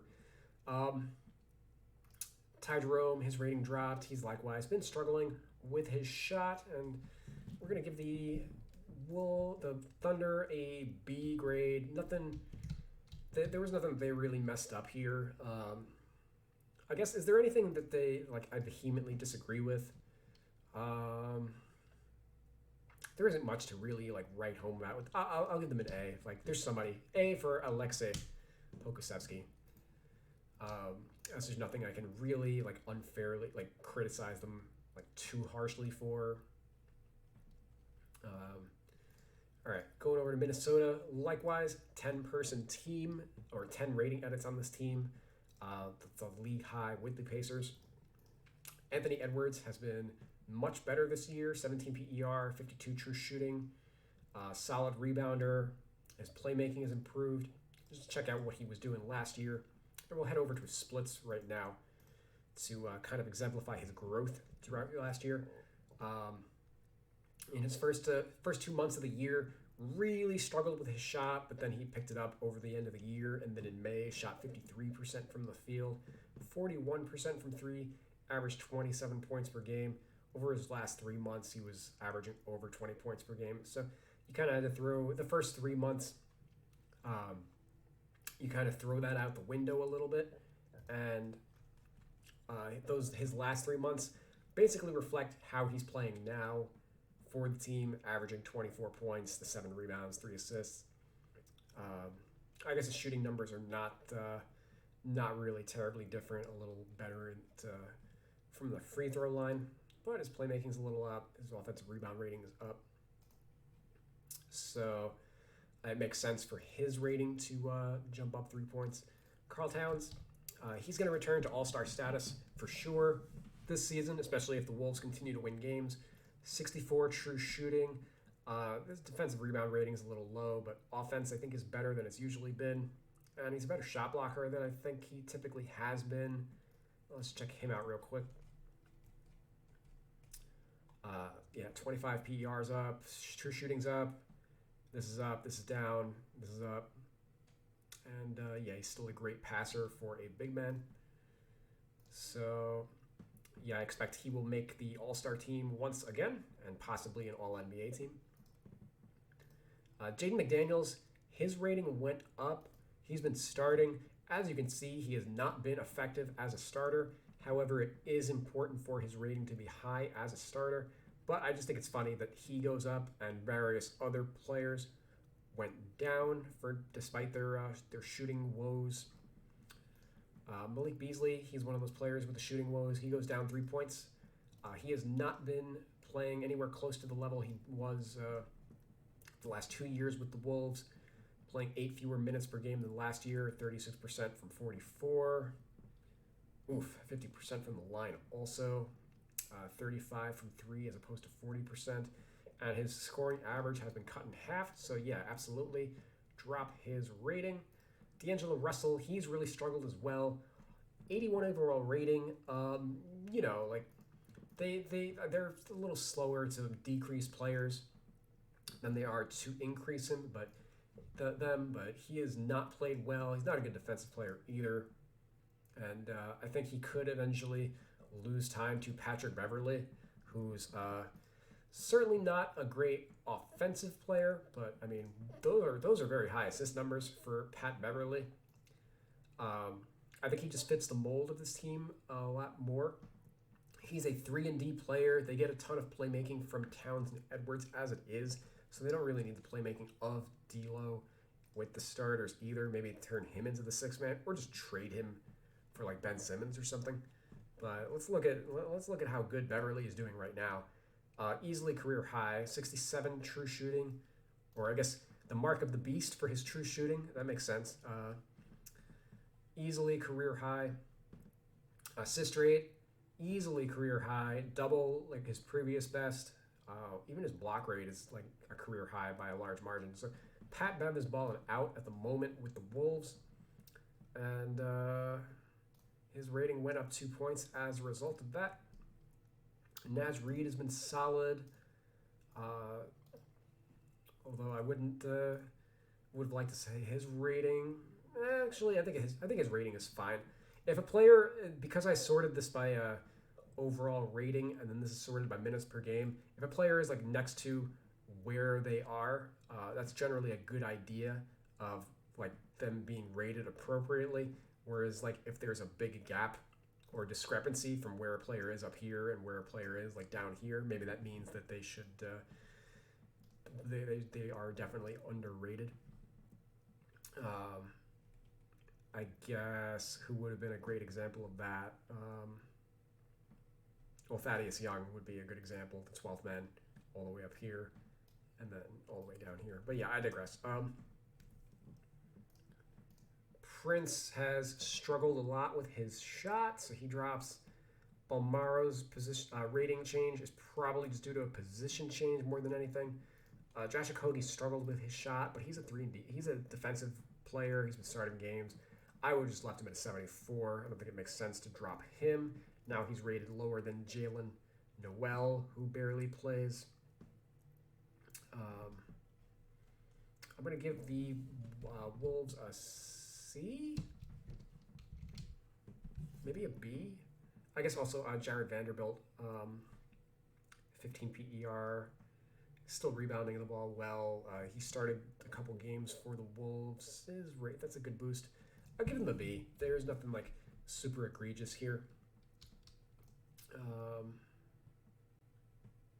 Yeah, maybe, you know what? Let's give him an A, actually. I'm talking myself. A for Anthony Edwards. As all the right players went up and down. I'm not going to quibble too much over Josh Okogie. Going over to Portland. Dame Lillard has really struggled out of the gate. 46 true shooting. There's not really a ton to say aside from that. Like, he just hasn't shot the ball well at all. It's not like a coaching thing or anything. It's just Lillard, 23 3-point percent, 8 games. He might be one of the victims of the new Wilson ball. He is shooting. He isn't getting to the line as much anymore. He is getting up in years. There was a rule change, etc. So that's something to note moving forward. If he's not getting to the line or shooting it, even if he's not getting to the line at a higher rate, that makes him less effective.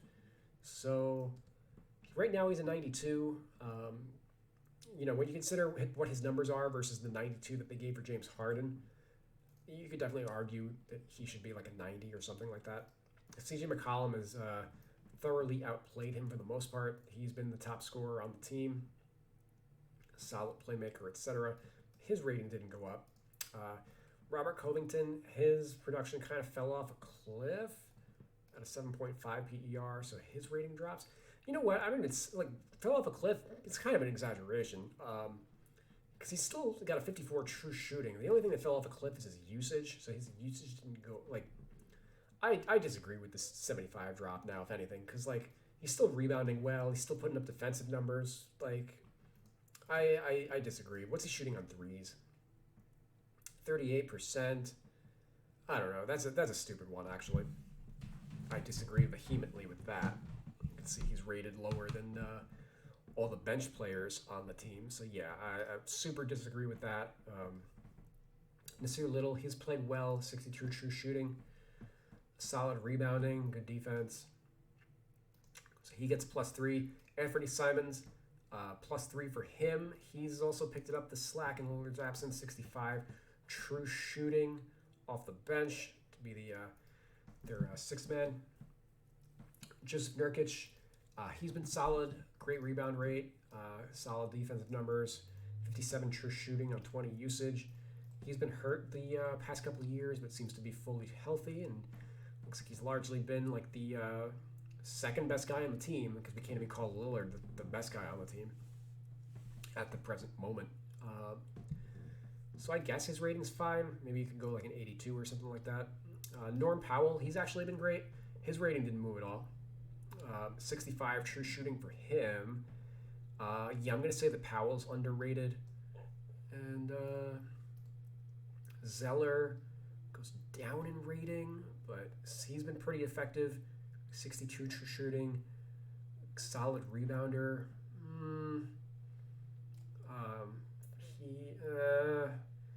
Like that's more of a that's related to his role on the team more so than his play, because they want to make sure that guys like Little and Simons are higher in the rotation.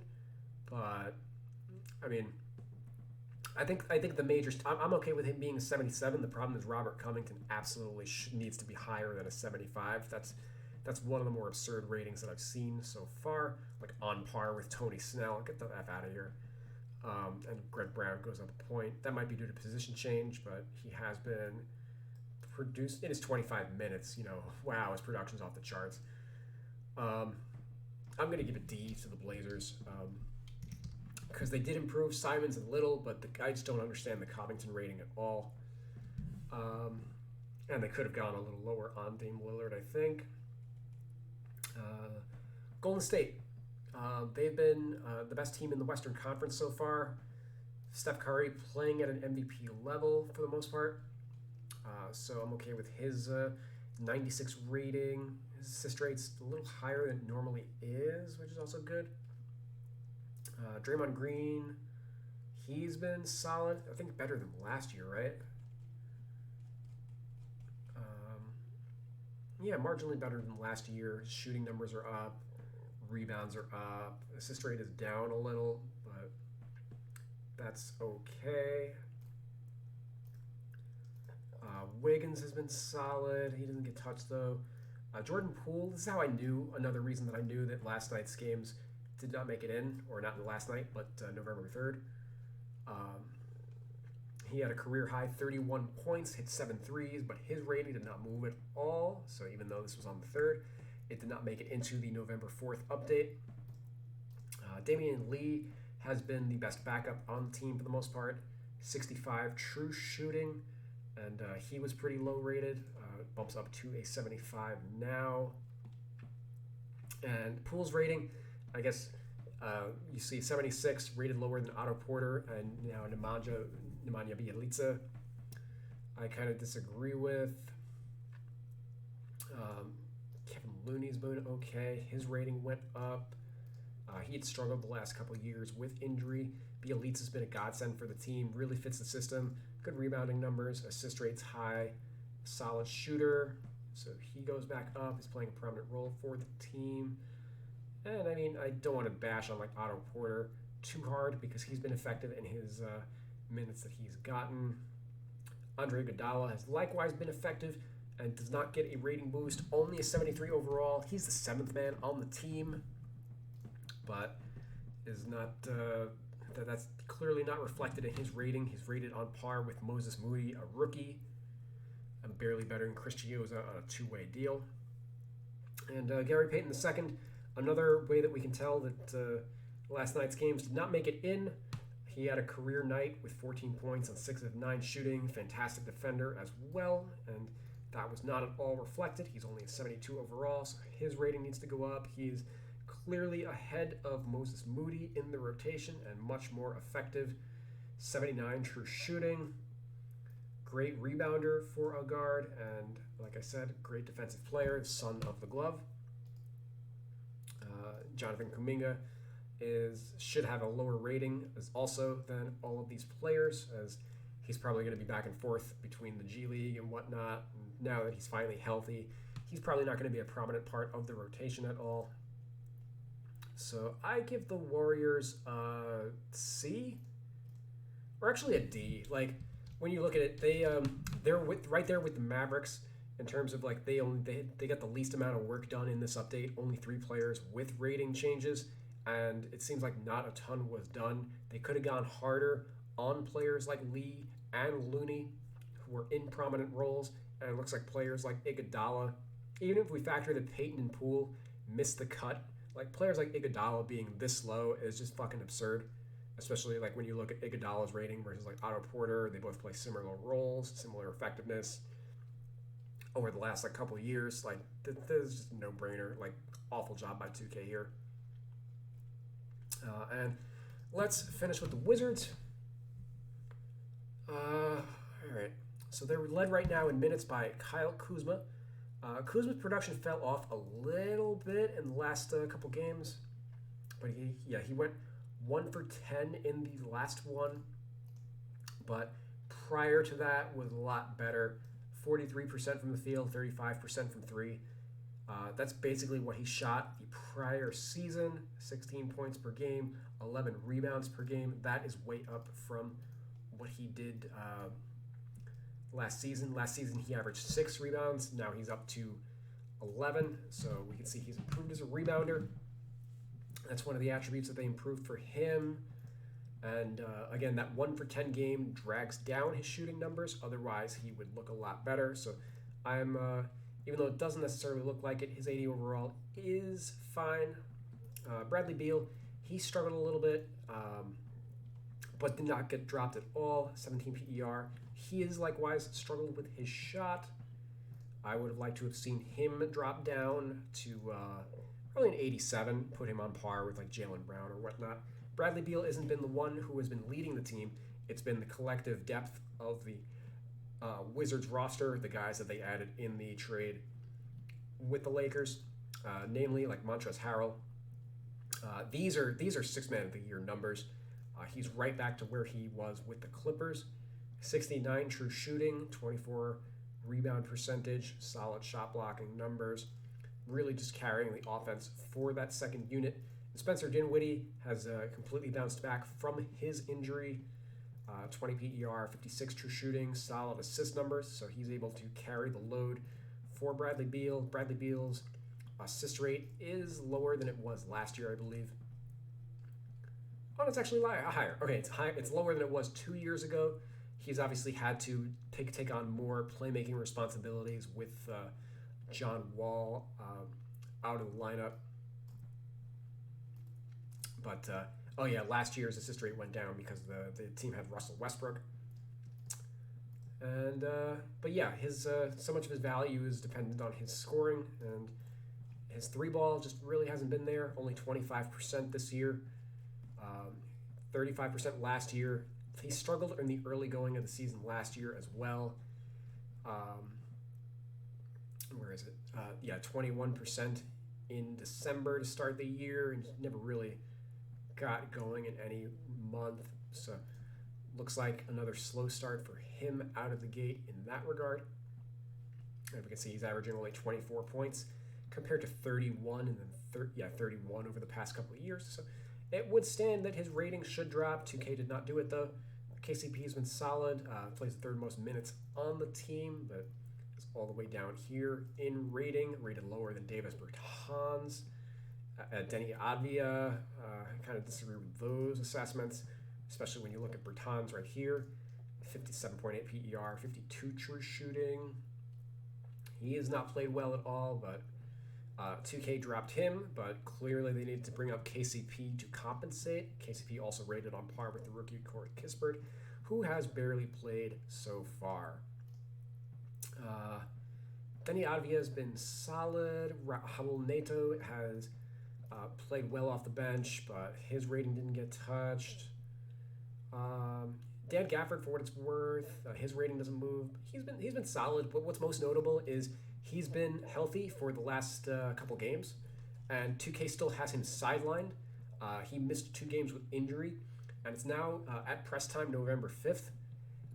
He's played 2 games for the team, and they have still left him on the injured list. So if you are a Wizards fan and wanted to play with the team in online quick play, you were not able to use the starting center on the team, which is quite embarrassing. I think that if they aren't able to keep up with the day-to-day injuries, then they should scrap the system of having injuries included on quick play, etc. And any other notes on this team? I think I got everything. I'm going to give the Wizards a C, as they did well to a C for Corey Kispert. Oh my God! Stop. There we go. No. Grade it. There we go. Okay. A C, because they did bring up the ratings for Harrell, Dinwiddie, and Kuzma, but they did not bring up they did not bring up KCP, and they also should have dropped Bradley Beal. And they probably should have brought up Spencer Dinwiddie also higher than an 83 as well, based on his production. Probably in like the 84, 85 range is where he's going to trend towards. I'm going to go C-.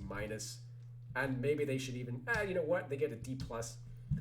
Because even though they made some solid decisions and some lackluster other ones, the fact that they have Dan Gafford injured in the roster days after he returned, I think they lose points there, because clearly they are not paying attention.